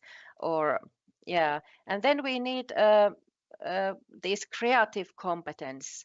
But how we support that this competence develops in teacher education. It's not an easy task, and I have no answer how it should be done. Researchers and teacher educators have the competence to do that, but this creative approach and future-oriented approach is very important. And also teachers need competencies to develop their competencies continuously through their career. So they need competencies to develop themselves and the society, the school environment they are working in. The need to teach themselves or develop themselves. It's very interesting when you talk about creativity, since we have we are among the quite few countries in the world that really have had since long time ago slöjd och really creative skills, the skills of the hand also in school. Katrin, Yes. What kind of tools do you think are really important the most important for a teacher to be? A teacher.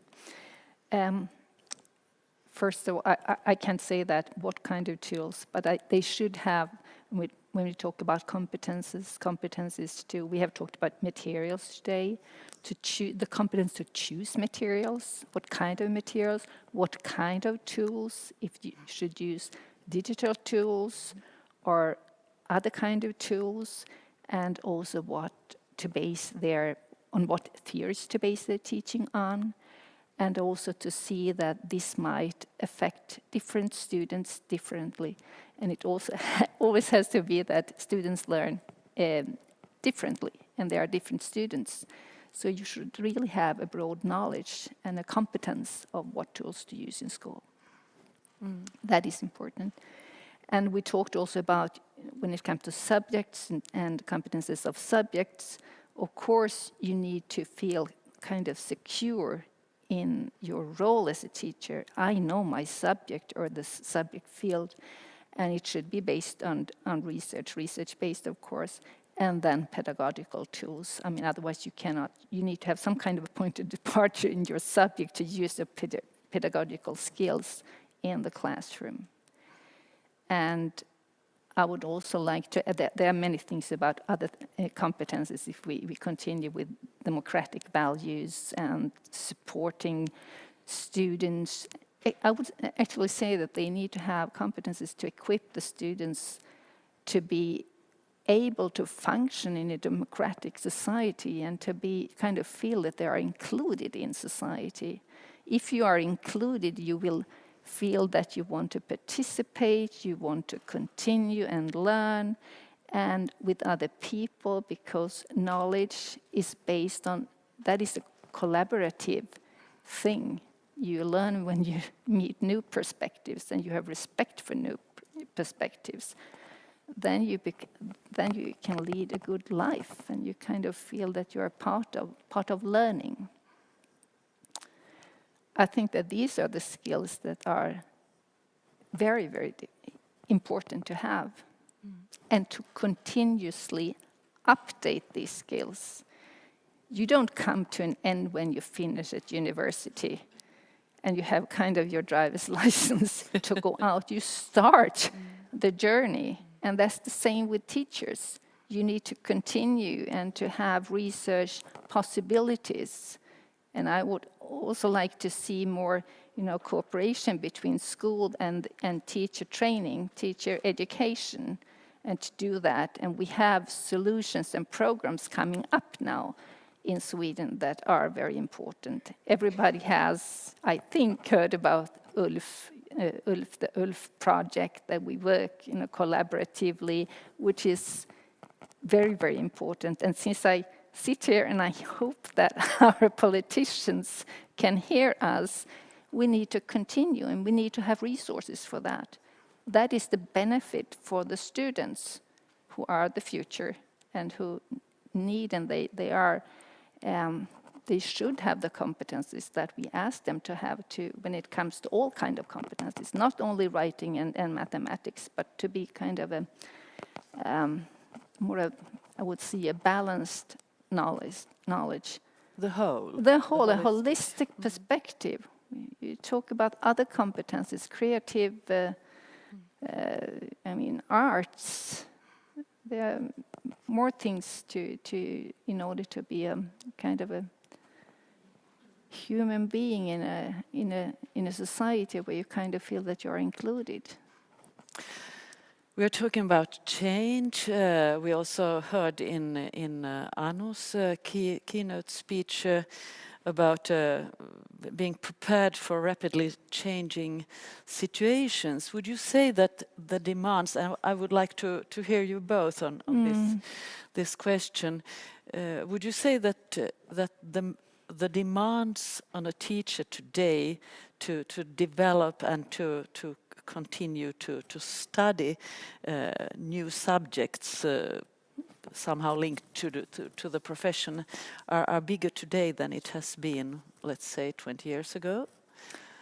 Actually, perhaps not, but I think that we can see it more clearly now since society is changing so much, and we have talked about AI and digitalization, and I would also say when we talk about democratic values, that is something that is extremely important today, that we live in a world that is very polarized, and the tone in debates is very harsh. It's even very ugly, and which also means that to kind of have this kind of basis from school, that you respect other people and how you learn together with other people, what is true, what is fake, and you have this competence when it comes to information.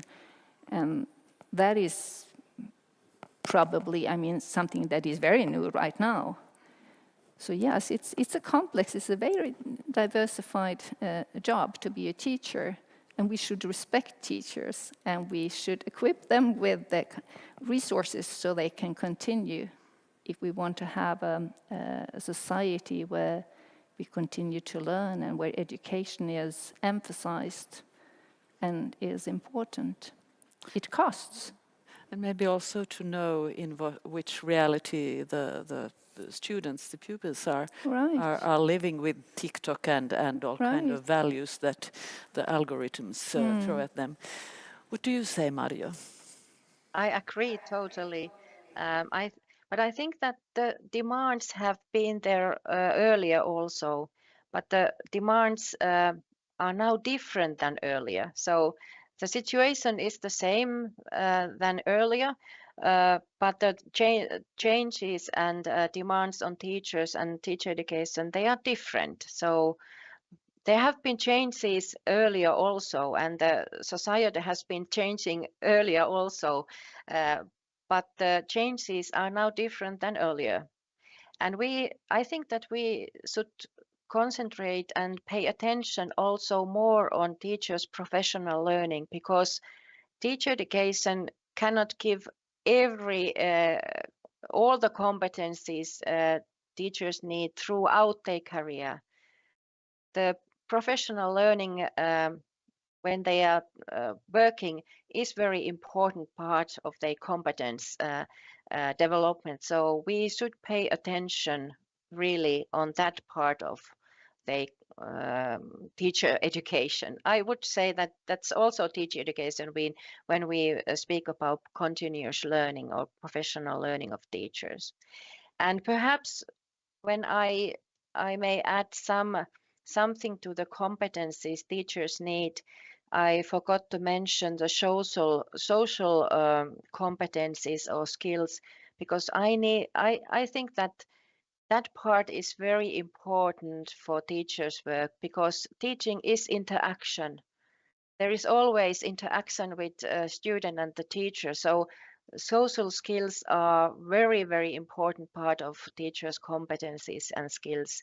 And especially in the future, when there is this digitalization coming on more and more, we have to think what are the social skills in that context.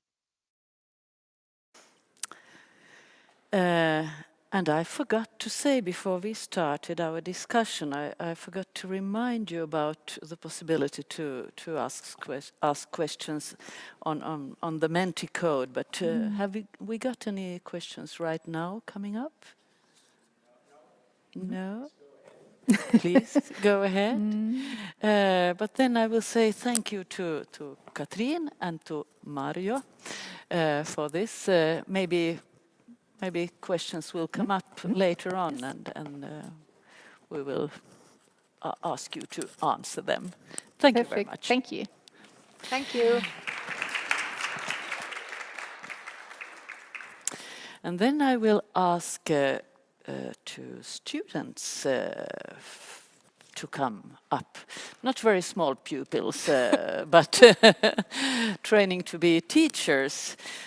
Adam Kedert, ordförande för Sveriges lärarstudenter, och Empo Laakkonen, ordförande för Finlands lärarstuderandes förbund, SOOL.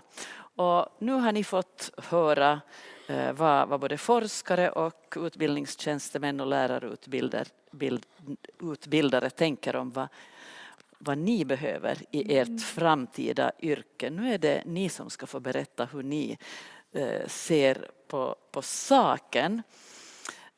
Och jag tänkte nästan backa till det som jag plockade upp här.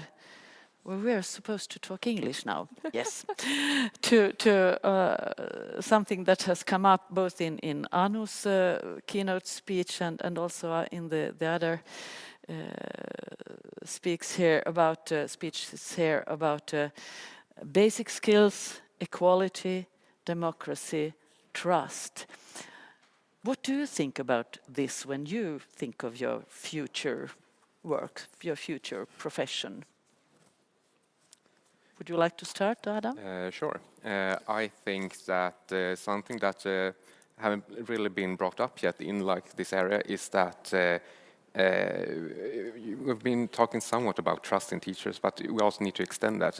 You asked, the previous speech talkers about what is needed in the teaching education, but it's not the politicians, it's not the university that knows this best, it's the teachers themselves. Is the teachers need to say, this is what's needed, this is what's the core of being a teacher. Politicians tend to go with trends and move back and forth, but what being a teacher is something that the teachers knows best. So we need to trust the teachers. I can relate to trusting the teachers. It's very important, and also the basis of acknowledging that teaching is an expert profession. Not everyone can be a teacher. This is why we have exams to become a teacher. And I really enjoyed the conversation around lifelong learning when it comes to being a teacher. It's like the basis of being a good teacher for me is learning how to teach and then teaching how to learn. So when it comes to basic skills, there's the similar themes that are important for every child, every teenager, every adult, no matter when they're living. But the motivation and actually knowing how to learn and wanting to learn is the most important basic skill that actually makes it possible to learn the other skills. And talking about as has come up here also, that you can't put everything on the school and the teachers. There is the school is part of a society that is also changing.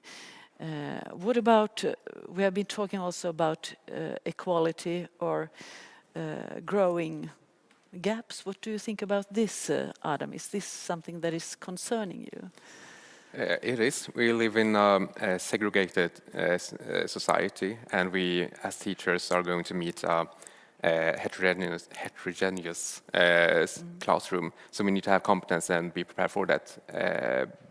So one competence that has been lifted that is needed in the teaching educations are cultural competence. It's very needed in today's society. but also just like hang on to that we were talking about, you were talking about a bit earlier about like lifelong learning, and that being a teacher, the teaching education programs are supposed to be the course. It's the base where you build on your whole teaching career. Like we saw earlier, it's like a 100-year journey. You can't put everything in the teaching programs because then the teaching programs themselves will be 100 years long. We can't have that. But to have like a lifelong learning journey, you also need to have, as we always have, also have heard before, research-based uplearning or upskilling as a teacher. Unfortunately, we don't have that in Sweden today. We have a market-sized school system where you have freelancers that basically milk the schools for money and giving unscientific lectures. We need to have research-based scientific reskilling and uplearning as teachers. And in Sweden you also have something called glädjebetyg, which is not something that we have in Finland. I say we have in Finland. I've been living here for 9 years, but still a part of me is I have in Finland. Not very happy grades. In reality. But what do you see in Finland? Do you also see growing gaps in social and economical? Yes, absolutely, and it's been one of the main topics of analysis when it comes to PISA results. I will not be going more into that, but the growing gaps can be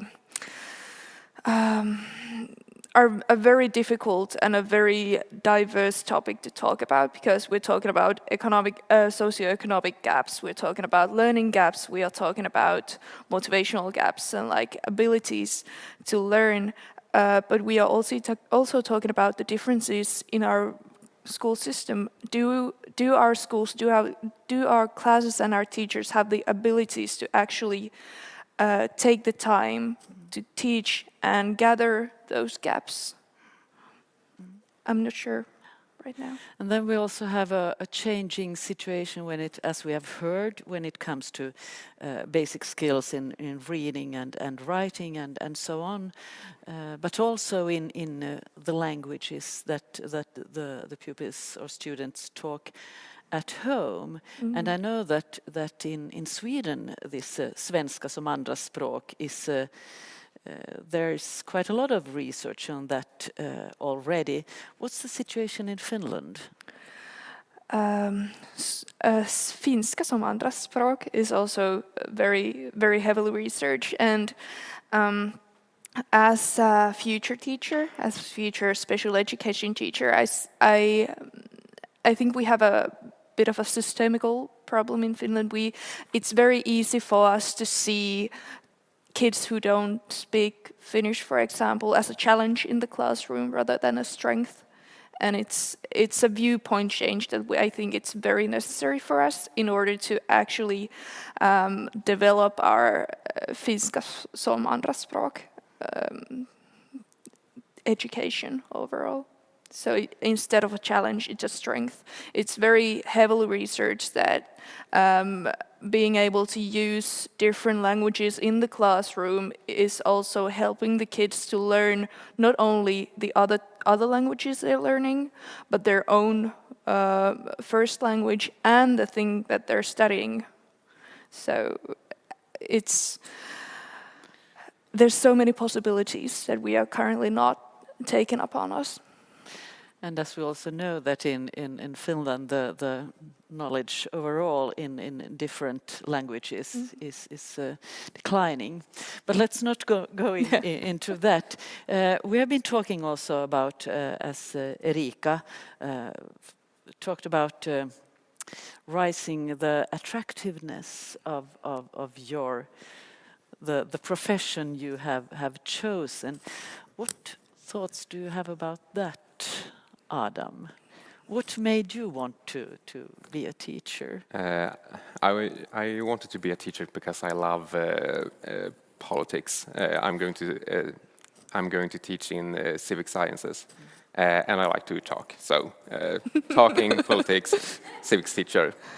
But not, and it's very nice to hear like why people choose to become a teacher. And I think that we have like the discussion about the teaching programs and the like teaching profession is it's on the wrong path if we're only talking about raising the attractiveness. Like it's a good thing and like to have a prestigious education and etc. But focusing on that tends to make so you miss the goal.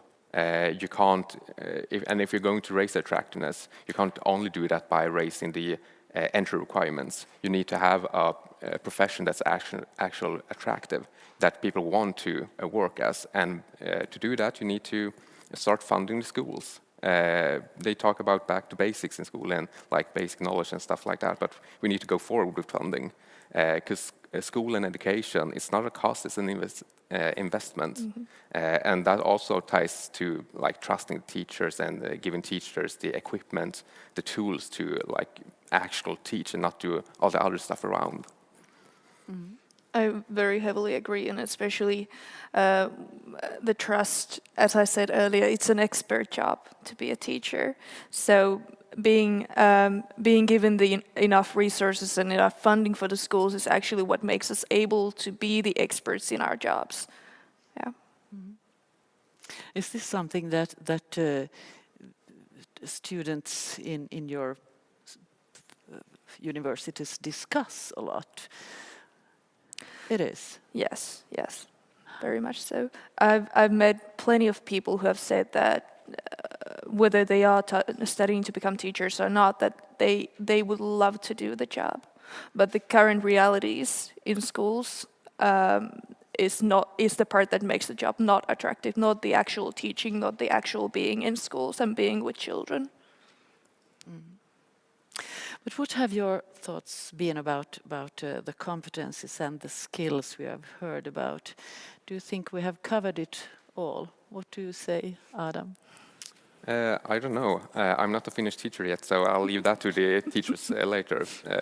Leave it to the experts. Yeah, exactly. No, but I don't think we really have covered it because so far we haven't really talked about the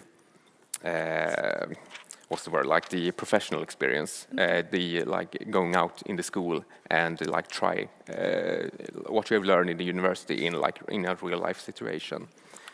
We can like focus on cognitive science, stuff like that, but we also need to apply this. And I don't know how it's in Finland, but in Sweden you have 20 weeks of this, independent on which program you have chosen. Mm-hmm. And if like the whole program is 5 years, up to 5.5 years, and it's half a year, that's comparatively a small size of the program. Teaching practice is, in my opinion, the cornerstone of teacher education. In Finland, we have very versatile amounts of teaching practice in our education, depending on what you're studying. But overall, what Adam just said, being able to take the theoretical research knowledge that you've gathered from your lecture halls and actually putting it into practice is really maybe the most important part of teacher education. It really is. So not only learning how to read the notes, but also to play the piano. Yeah. Mm. Mm-hmm. What would you expect from your the first school you are going to work in? Sorry, when you go out, when you are ready, and when you get your first occupation as a teacher, what would you expect from the principal, your colleagues?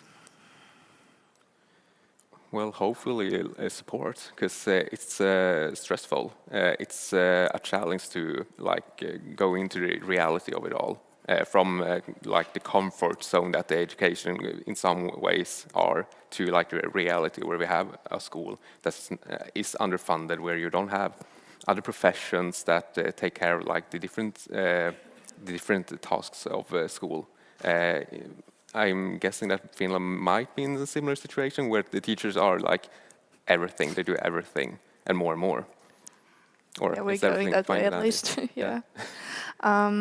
If you ask Finnish teacher students what their biggest concern during the first 5 years of teaching is, it's the fear of burnout. And if that isn't alarming, I don't know what is.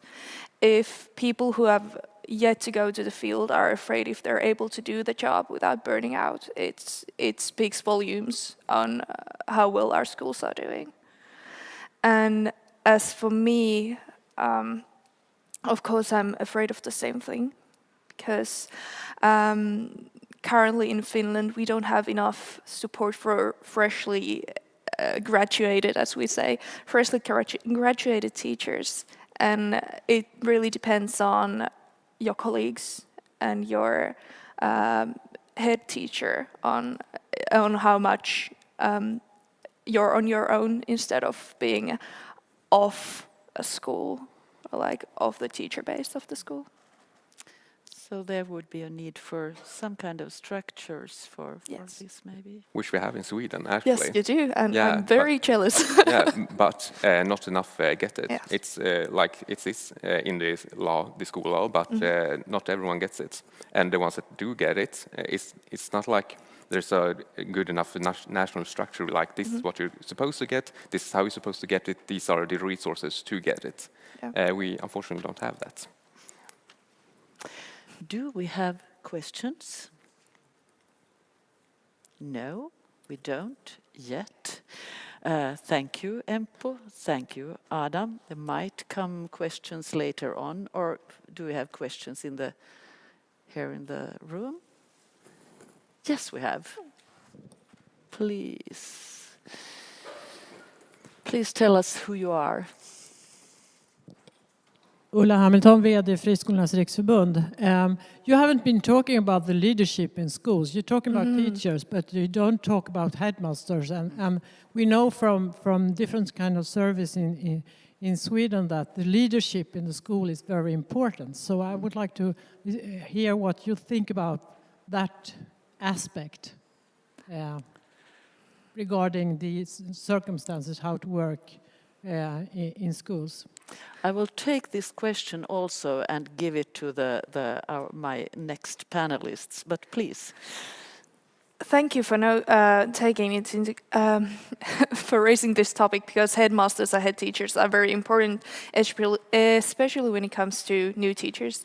They are you could say the core of the school in a way, and also they know the school the best when it comes to like different levels of function.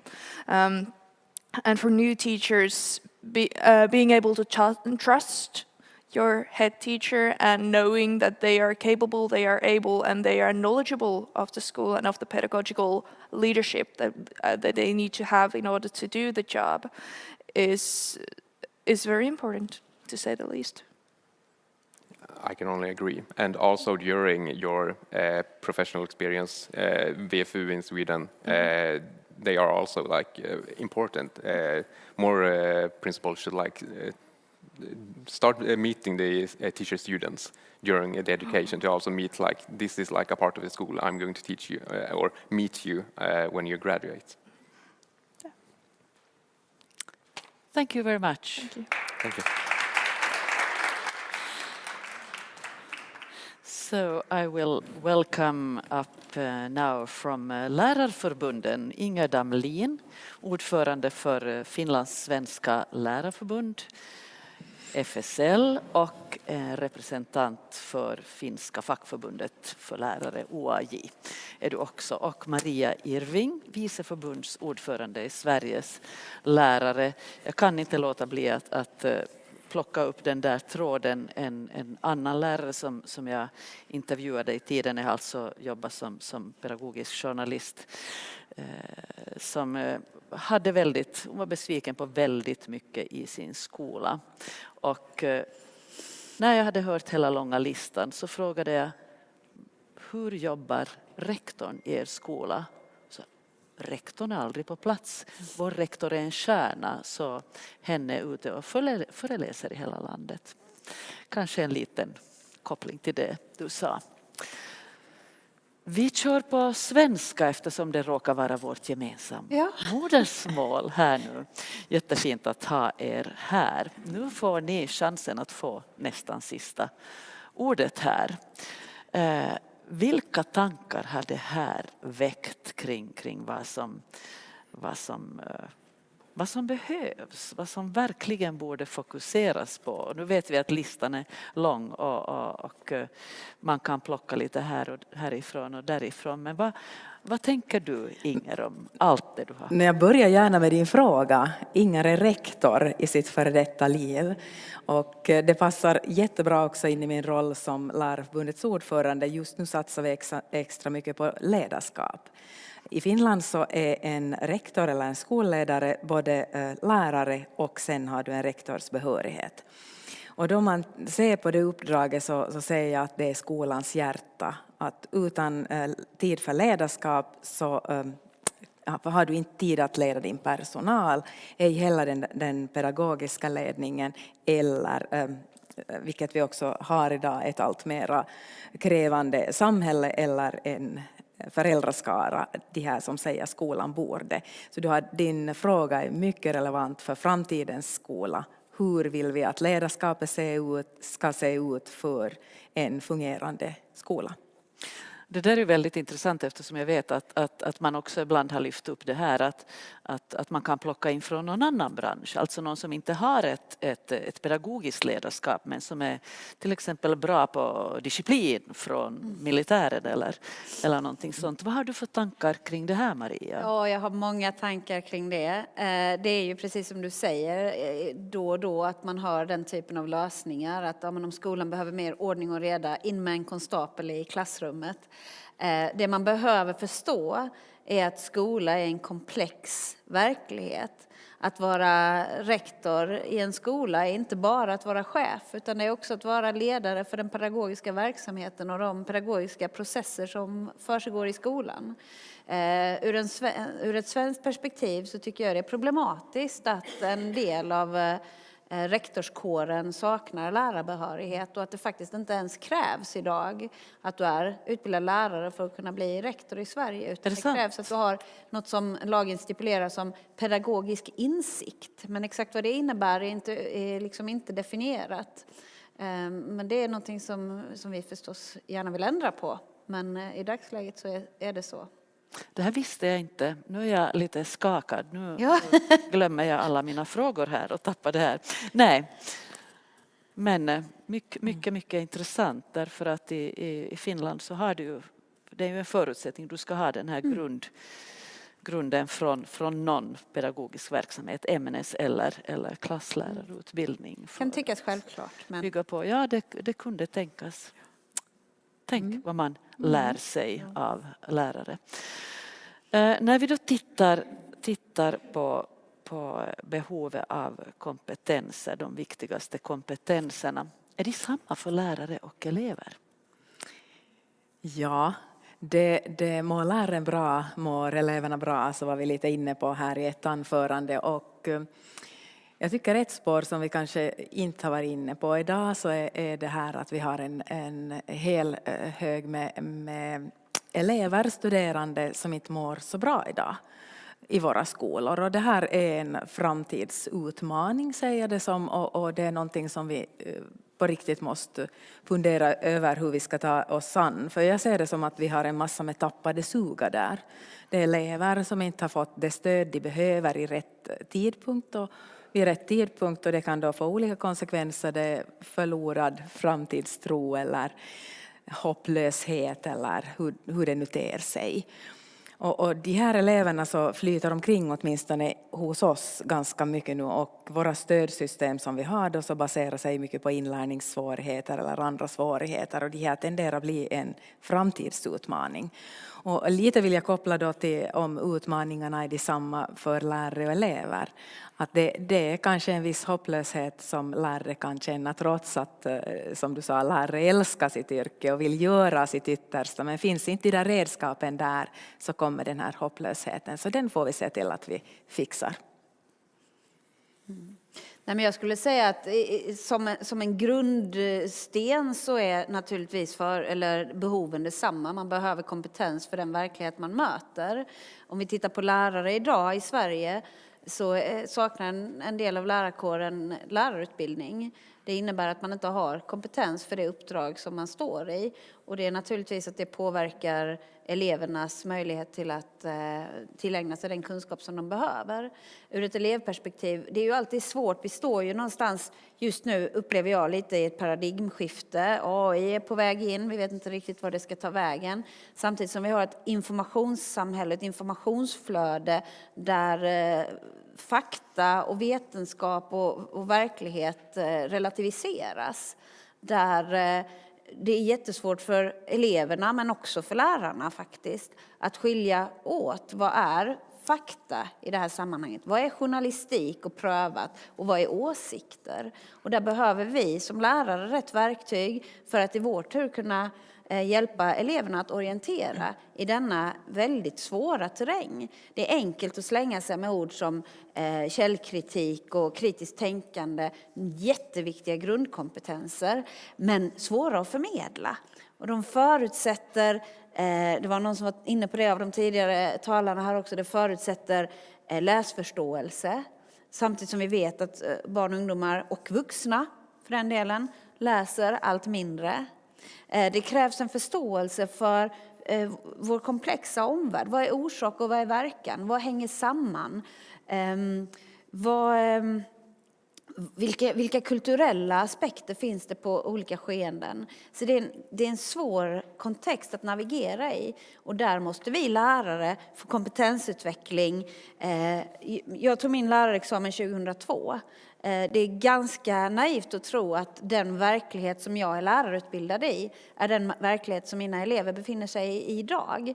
Så vi behöver ha en kontinuerlig pågående kompetensutveckling för lärare, både när det gäller själva färdigheten att vara lärare, men också när det gäller i vilken kontext vi verkar, för att den ska bli relevant för eleverna, så att de kan bli motiverade att lära i ett sammanhang som de känner igen. Så vi behöver growth mindset både för elever och lärare. Typ så. Vi inledde seminariet med en ministerdialog och här hörde ni det var ganska kompatibla budskap egentligen och fokus på samma saker, dels då med baskunskaperna, sen kommer det upp det här med det skärmfria. Vilka tankar har ni kring det? Ja, så fick ni också höra det som knappast var nytt för er, att ska man ha med det digitala så ska det vara pedagogiskt genomtänkt, och det tror jag att lärarkåren har haft på känn och vetat ganska länge. Men vad tänker ni?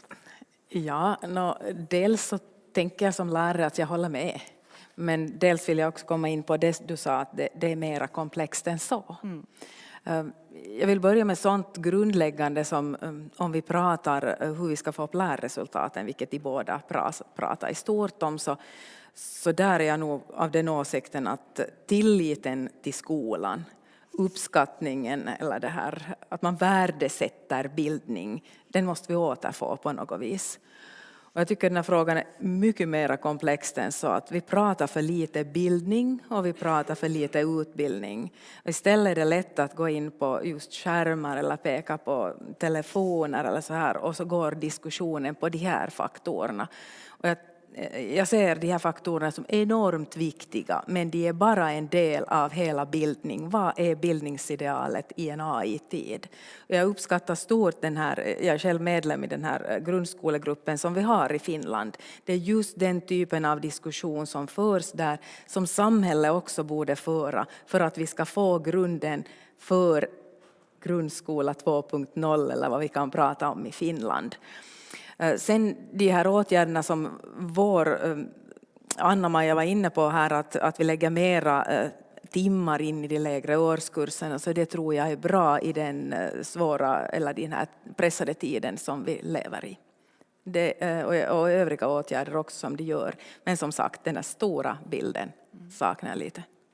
Stora bilden, men också att verkligen ge tid i början så att alla hinner med på tåget. Nej, men jag tänker så här att det är ju på ett sätt lite to state the obvious att säga att man behöver studiero i skolan. Ja, det behöver man. Men för att man ska åstadkomma det så behöver klassstorlekarna vara rimliga. Det behöver finnas tillräckligt med personal, både lärare men också annan personal som kan stötta eleverna i deras psykiska mående, till exempel inom elevhälsan. Sånt kostar pengar. Det räcker inte för politiken att bara berätta om problemen, utan de behöver också leverera lösningarna. Och en stor lösning på en del av skolans problem sitter tyvärr i resurstilldelningen. Sen vill jag mena att det som den svenska ministern Edholm lyfter fram är lite av en falsk dikotomi när hon ställer digitala lärverktyg och papper och penna mot varandra. Det finns ingenting som säger att man inte kan göra båda delar. Naturligtvis behöver man kunna skriva och läsa på papper och penna, men i den digitala värld som vi lever i så är det lite befängt att tro att inte eleverna också behöver kunna navigera i en digital omvärld. Och det är vår skyldighet som lärare att förse dem med alla de verktyg som de behöver för att kunna vara ansvarstagande och delaktiga samhällsmedborgare. Och då är digital kompetens också en viktig del.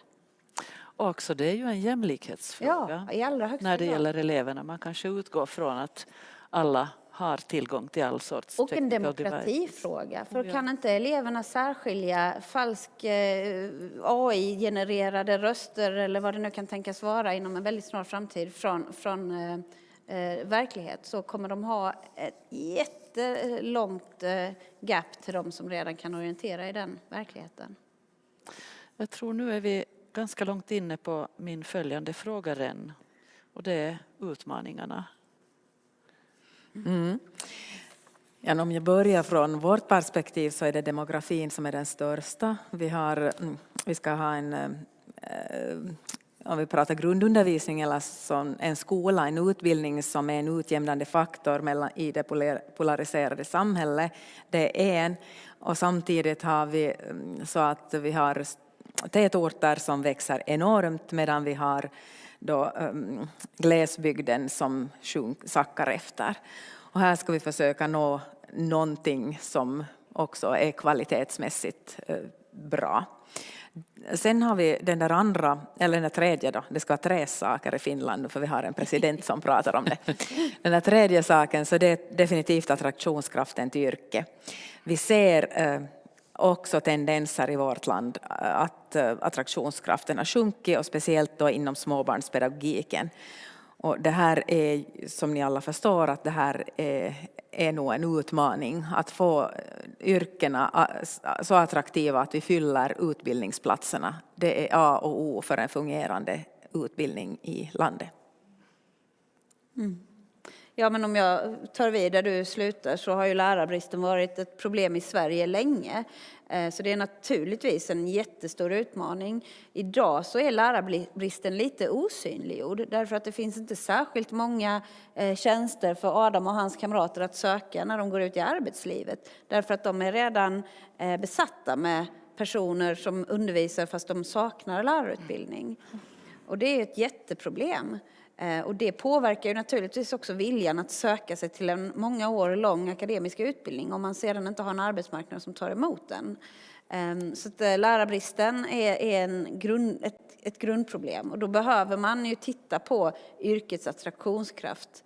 Precis som Adam också var inne på, det räcker inte med att titta på inträdeskrav och hur ser själva lärarutbildningen ut. Det är nog så viktigt. Men vad är det för yrke man kommer ut till? Hur ser arbetsbelastningen ut för lärare? Kan man vara, du nämnde det själv att man kanske inte ens törs säga att man älskar sitt jobb. Vad är det för en lärarprofession när man har världens mest spännande, mest fantastiska yrke men inte känner att man har samhällets stöd att ens uttrycka det. Så det är ett jätteproblem naturligtvis. Likvärdigheten som du är inne på. Vi ser det blir ju särskilt tydligt under pandemin apropå de digitala förutsättningarna när plötsligt en hel familj skulle dela uppkoppling och allt som det ledde till när man skulle studera hemifrån. Men vi har läsande hem, icke läsande hem. Vi har svensk skola drar isär och föräldrarnas bakgrund spelar tyvärr en jättestor roll igen i Sverige idag. Det är en utmaning. Sen har jag varit inne på en del av det andra med läsförståelse. Får vi inte, och det gäller inte egentligen bara läsning utan det gäller allt lärande. Det krävs uthållighet för att lära sig. Man pratar ju om 10 000 timmar för att bemästra någonting och så här. Och det står i som bjärt kontrast till ett samhälle där vi bara hoppar från grej till grej och aldrig berör någonting mer än ytligt. Och det är en jätteutmaning när det gäller till att få eleverna att verkligen ta sig tiden att lära sig på djupet. Och då har ni haft både läslyftet och mattelyftet, Jo. eller hur? Nu måste jag dubbelchecka en grej igen här. Eller checka helt enkelt. Det vill säga, är det möjligt som icke-behörig att få en fast anställning här? Nej, men det finns ingen begränsning i hur många tillfälliga anställningar du kan stapla på varandra. Hej och hå. Och där finns saker att göra och jag hoppas verkligen att vi ska kunna åstadkomma det inom en snar framtid. Regelverk kring detta. Men tillbaks till Ulla Halmintals fråga om rektors betydelse, så har ju rektor också en jättestor betydelse i detta avseendet. Att även om du känner din obehöriga medarbetare som en klok och god person, ta dig tiden och sök av. Finns det inte någon klok och god person som dessutom har rätt kompetens för uppdraget i din närhet? Förmodligen gör det.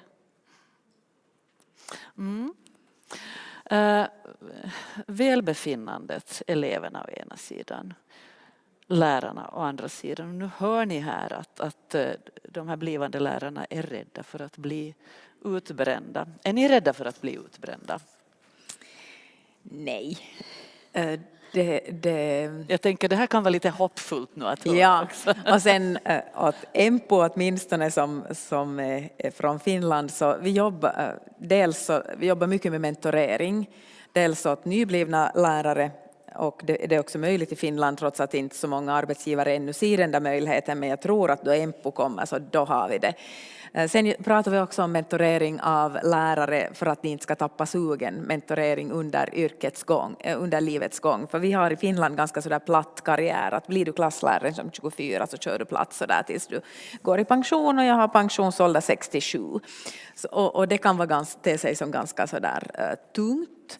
Och därför pratar vi om mentorering och också karriärsutveckling, men den är svår. Den är jättesvår med det system vi har i Finland. Men vi har också pratat om det kollegiala stödet, att vara lärare är fantastiskt. Det finns hur många studier som helst som visar på det här, att det är ett yrke där du får stöd av ditt kollegium, och en gång lärare så är du alltid lärare. Och far du på semester plockar du glasspinnarna med dig, och ni vet allt det där, att det där goda som finns inne i skolorna, om det får gro så gror det, och du orkar trots att du har platt karriärutveckling. Så ja, vi tror nog på det här yrket som ett framtidsyrke, verkligen. Jo, men det håller jag med om, och jag ska väl inte säga att jag är rädd för att bli utbränd heller. Det hade jag nog varit vid det här laget i så fall efter 20 år i yrket. Men samtidigt ser jag ju kollegor, både nya kollegor men också erfarna kollegor som går in i den berömda väggen. Och det handlar ju om förutsättningar, och där måste vi lärare också bli bättre på att kroka arm och stå upp för varandra. Och faktiskt ställa frågan, vad är av alla dessa uppgifter som jag förväntas göra, vad har betydelse för barns och elevers lärande? Och så prioriterar vi det. Där vill jag ännu, det där ministern sa där, Anna-Maja sa i en mening där, att lärare måste få arbetsro. Och vi uppskattar stort att en minister säger det. För det betyder också att det blir arbetsro, om nu inte kommunerna hittar på någonting annat. Men signalerna från ministern tar vi varmt emot. Du har också din rektors erfarenhet med dig. Och här funderar jag på, vi har pratat om högskolornas, universitetens autonomi. Hur ser du på skolornas autonomi? Ja, jag säger i Finland så har skolorna en viss autonomi, men vi är nog väldigt bundna till kommunens strategier eller kommunens planer, och så tycker jag det ska vara också. Och timresurs och timplan och läroplan. Vi har de styrdokumenten som minimerar det där, trots att man kan profilera sig och så där vidare. Och jag tror det här, vi har ingen kontroll som ni har då med de här olika proven eller så.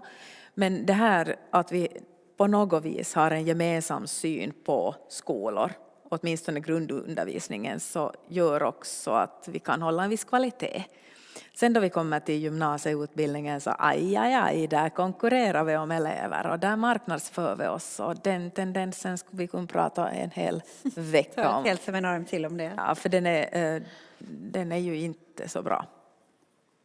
Ja, är det inte så bra? För oss var det nytt när vi kom till flytta hit och vår dotter började högstadiet, att man som förälder ska läsa olika rankingar av skolan. Vi tänkte att man sätter väl sitt barn i närmaste skola och den är bra. Alltså nu är jag verkligen ute på gungfly här. Hur mår det svenska skolsystemet med? Jag vet ju att både kommunala skolor och friskolor kan vara väldigt bra. Absolut. Och inte bra. Det svenska skolsystemet på systemnivå mår inte särskilt bra. Sen finns det, precis som du säger, utmärkta. De allra flesta skolor är bra skolor trots allt. Men många skolor är både bra och dåliga samtidigt. Men vi har ett system i Sverige idag som där dels kan säga som du, vi skulle kunna ägna en hel dag åt detta, men att man inte kan lita på att den skolan som är närmast är bäst. Det är märkligt. Att inte man kan flytta till Stockholm med barn mitt i skolåldern och räkna med att man har en plats på en bra skola i närheten, därför att man inte visste att man skulle flytta hit när barnen var nyfödda och därmed inte satte dem i kö i tid. Det är ganska anmärkningsvärt. Vi har ju haft en utredning rätt så nyligen kring huvudmannaskapet för svensk skola, och jag välkomnar mycket de resultaten och hoppas att det blir en förändring där styrkedjan håller mer ihop. Där staten tar ansvar inte bara för vad skolan ska åstadkomma utan också för hur den finansieras. För idag så det läcker pengar från svensk skola, och pengarna räcker inte till att åstadkomma den skola som våra barn behöver och har rätt till. Det är dåligt, det måste ändras på. Ja. Mm. Och nu pratar vi ju verkligen hållbarhet på så många plan, alltså både när det gäller elevernas välmående, lärarnas ork, lärarnas förutsättningar och också framtiden. Har vi nu svarat på huvudfrågan? Vilka är de viktigaste kompetenserna för lärare och elever i framtidens skola, och vilka är de största utmaningarna? Vad säger publiken? Ja. Sissu där. Har vi frågor? In frågor som handlar just om den här, och det här är riktat till båda. Frågan är, vad kan vi lära av varandras länder för att göra läraryrket mer attraktivt? Vad gör Sverige eller Finland bra? Mm. Ja, men vi har ju, Inger och jag möts ju regelbundet i nordiska lärares samråd och delar exempel med varandra för att hitta ur det lärarfackliga perspektivet förebilder och fallgropar som vi ska akta oss för. Så jag tror sådana här initiativ som detta projektet är också jätteviktigt, därför att även om man på ytan kan tycka att skolsystemen är olika, och från svenskt håll har vi ju länge sneglat avundsjukt på den finska skolan. Det är ju en sån stående inslag i alla sammanhang där det pratar skola, så suckar man och tittar längtansfullt österut. Men vi vet ju också att vi har en hel del gemensamma utmaningar, och det är viktigt att vi tittar på dem tillsammans. Ja, och där i början idag så pratar vi också om dialogen, hur viktig den är. Att man diskuterar gemensamma utmaningar eller gemensamma erfarenheter. Att det tror jag är en styrka mellan Sverige och Finland, och att vi kan göra det regelbundet. Oberoende av vilka förändringar vi gör i landet. Just nu är det väl aktuellt med fjärrundervisning eller digital undervisning och AI och den typen av frågor som vi diskuterar. Finns att lära. Men om vi då tar just det här som jag förstår också att var ett nyckelord i den här frågan, alltså att öka attraktiviteten för läraryrket. Det jobbar vi gemensamt kring. Där har det gjorts olika rapporter där man undersöker, där man sammanställer hur det ser ut i olika länder, och så sitter vi och funderar att vad kan vi göra då, och studerande också med i den diskussionen att hur kan man öppna upp, eller vilka faktorer i läraryrket är sådana som lätt faller i glömska, och vad kan vi plocka upp för att ta fram det där goda till exempel. Det var ett jättefint seminarium i fjol höstas då vi satt eller diskuterade kring det här i Danmark. Vi har flera frågor från publiken. Hur ser ni båda på föräldraengagemanget i skolan? Men det är ju segregerat eftersom skolan också är segregerad. Vi har föräldrar med jättestort engagemang i sina elevers skolgång och med stort intresse och stor tillit till vad skolan gör för deras barn. Och sen har vi föräldrar som överhuvudtaget inte svarar, finns med runt barnet. Och det förstärker ju ytterligare den här segregationen som vi upplever i alla fall i svensk skola. Och ökar trycket på skolans kompensatoriska. Ja, absolut. Precis, och i Finland har då skolan det yttersta ansvar för samarbete mellan hemmen och skolan. Så då förstår ni att vi får ett tryck till på oss att det skapar de här rätta arenorna var föräldrar kan få det stöd som de behöver för att stödja barnen.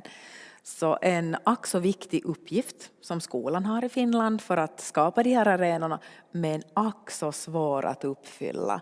För du beskrev läget bra hur det är.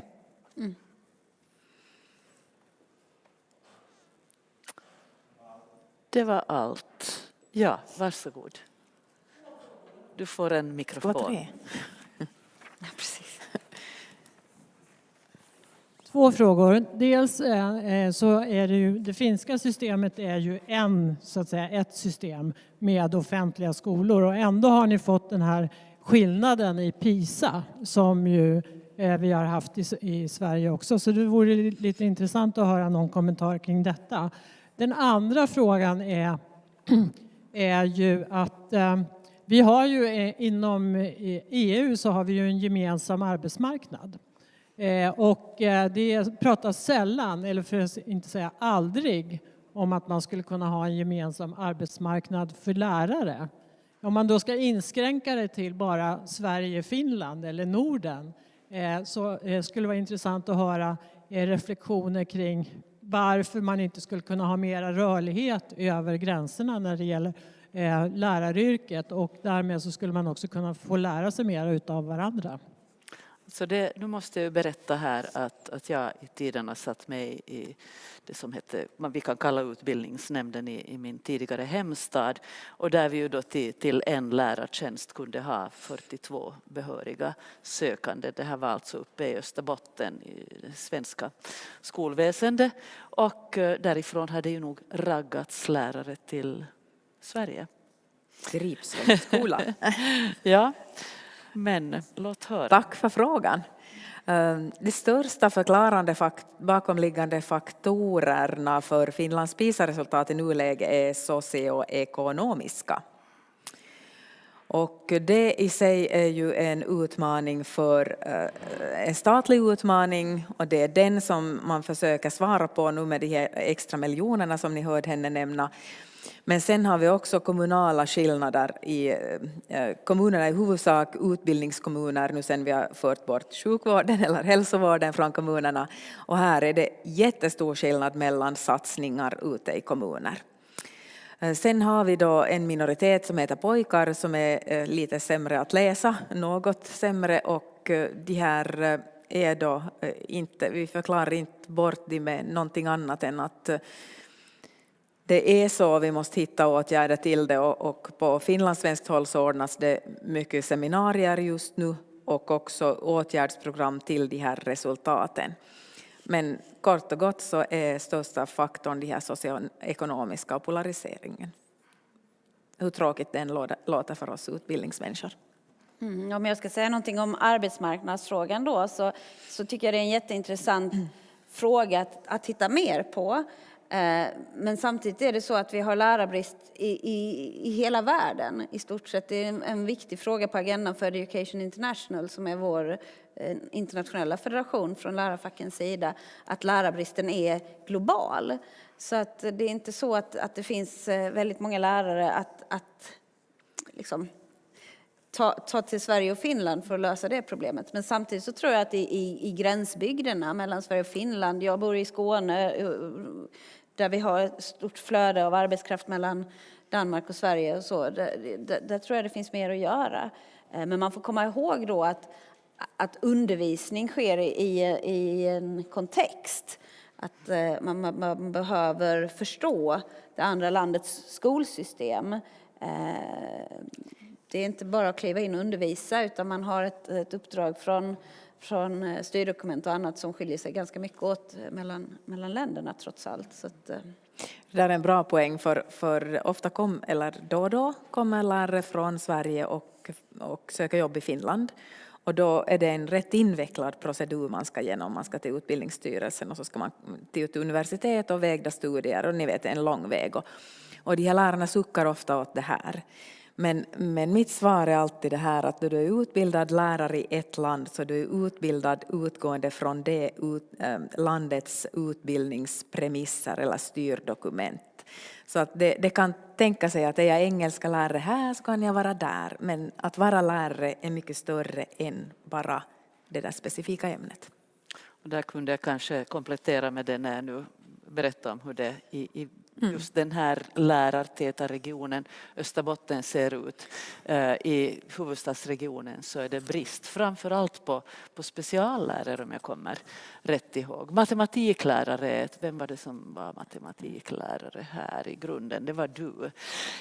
Erika, så är också en utrotningshotad art har man väl konstaterat.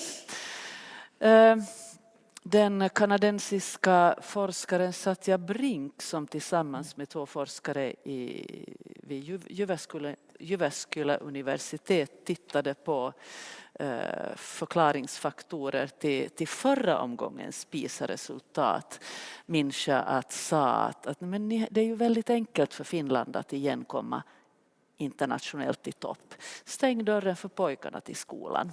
Och det här sa hon ju som en provokation, för att hon ville istället peka på att här är en av utmaningarna. Ska vi runda av här och tacka lärarförbundenas representanter Inger och Maria. Jättefint att få prata med er. Tack så mycket. Jättefint att få prata med er också, och då ska jag ge över till avslutning till vår utbildningsansvariga här på Finlandsinstitutet, Anna Nummi, och till Janne Wikström som är projektchef på Hanaholmen. Hej allihopa. Jag vill tacka alla er som har varit med idag, både ni som har varit med som deltagare men också ni som har varit som talare. Det här är mitt första seminarium här på Finlandsinstitutet och jag är jätteglad att vi fick ihop så här på fint program. Jag har en bakgrund som 20 år i grundskolan, så att jag har jobbat både i Sverige och i Finland, så att jag vet att det är inte så lätt bara hoppa in i det andra landet som man tror. Och därför tycker jag att det som har kommit fram idag har varit väldigt intressant. Försökt sammanställa lite det som både ministrarna, sen också Anno tog upp, och sen lite grann också det som Venla och Erika pratade om. Och där pratar man om livslångt lärande. Så det är det. Man behöver ha grunden så att man ska kunna bygga. Men vi behöver också ta hänsyn till tekniken, digitaliseringen och AI. Vilka både möjligheter och utmaningar det ger till oss. Vi kan inte bara ta tillbaka allt och gå bara till penna och papper. Därför att det kommer inte funka. Också det som jag tyckte var väldigt trevligt att man pratar om nordiskt samarbete. Vi ska ge och ta. Grannländer har mycket gemensamt. Så det här är någonting som vi behöver verkligen utnyttja och lyfta mer än vad man kanske har redan gjort. Och sen det här att stödet till eleverna och speciellt de som har det mest kämpigt, det behöver man sätta in tillräckligt tidigt. Och det behöver inte alltid vara i samma form. Man behöver variera där efter behovet. Det som jag tyckte Anu lyfte också upp som var väldigt intressant, det här att välmåendet, den professionella och sen också elevernas välmående. Det är ganska många gånger som lärare man har fått frågan att men du bor inte här i skolan. Så det är viktigt att man får den här faktiskt professionella välmåendet och sen att man orkar hela vägen så att det inte händer som de blivande lärare nu beskriver, att rädslan att gå in i väggen är ganska stor inom ganska kort tid. Också det här att man ska tänka sen att är det bara konkurrens inom utbildning och lärande, också välmåendet där, fysiskt och psykiskt. Och sen också det här att vi ska tänka på hållbarhet, och där finns det så många olika aspekter att vi skulle kunna prata om dem stort sett hela dagen. Jag tycker det är superviktigt och intressant också att Sverige nu försöker lyfta det här. Vad är problematiken eventuellt med lärarutbildningen? Varför har man inte tillräckligt många sökande? På vilket sätt behöver man hjälpa så att vi får mer sökande? Och sen också att Finland blickar nu framåt. Hur ska skolan vara 2045? Vilka är de kunskaper och sen också behörighet som man behöver både som lärare och elev, att vi ska faktiskt klara av framtiden. Så jag vill ge ordet nu till Janne, min kollega, som har varit superkraft i det här projektet, och han får sen avrunda idag. Tack Anna, och jag vill framförallt inleda här då med att gratulera dig och dina kollegor Vivan och Karin och min kollega Ella från Hanaholmen. Ni har jobbat superfint här med arrangemangen, och jag ser verkligen fram emot att samarbeta med er och det här gänget här för Framtidens skola. And now a couple of words in English. On the behalf of Hanaholmen, Swedish-Finnish Culture Center, a big thank to every presenter, panel participant, and of course everybody in the audience here in Stockholm and online. And I would like to thank the planning group we gathered for this series of seminars. People from all the organizations and institutions who have been on this stage. So some have been on this stage today, and some are colleagues to the people presenting today. And last, but definitely not least, we want to thank our brilliant moderator, Viva Nygård Fagerud. Thank you. Tack. Kiitos. Grazie. Oh. It's been a busy afternoon, but I still ask for your patience for 90 seconds, I guess, 2 minutes. We have taken part of many interesting perspectives on learning, education, and the school as an institution in our societies in Sweden and Finland. Sweden is now in 24, president in the Nordic Council for Ministers, and Finland has the presidency in 25. We hope to find substantial synergies with these presidencies the coming 2 years, and we hope to round up this series of seminars on the future of education, learning, and school sometime in late 25 or early 26 with a minister dialogue with the ministers present, and where we as a team group can feed in with suggestions for the future of learning and education in our countries. Hanaholmen also cooperates with a Finnish foundation called Time Out, with a concept for a constructive dialogue in schools in our 5 Nordic countries. This project runs in parallel with our Framtidens skola, the future of education, now in 24 and 25.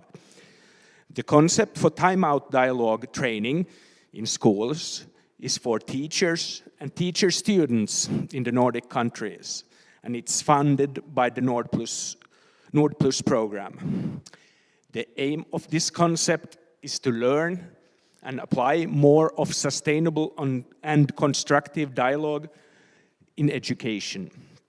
The first round has started this spring, and the second round is starting in the fall of 24. So if you are interested in participating in the second round, please contact us at Hanaholmen, now in March or April this spring.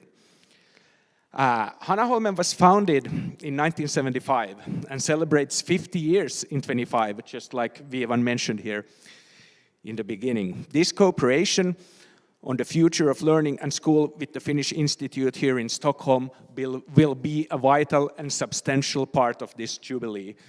And it's more fun to party together, not alone.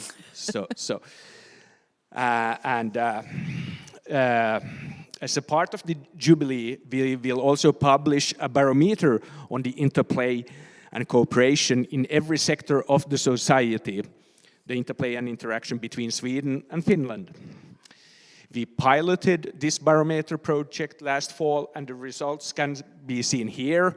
There are a couple of copies so that you can grab, or you can check it out online and wait for the next barometer in the fall of 25.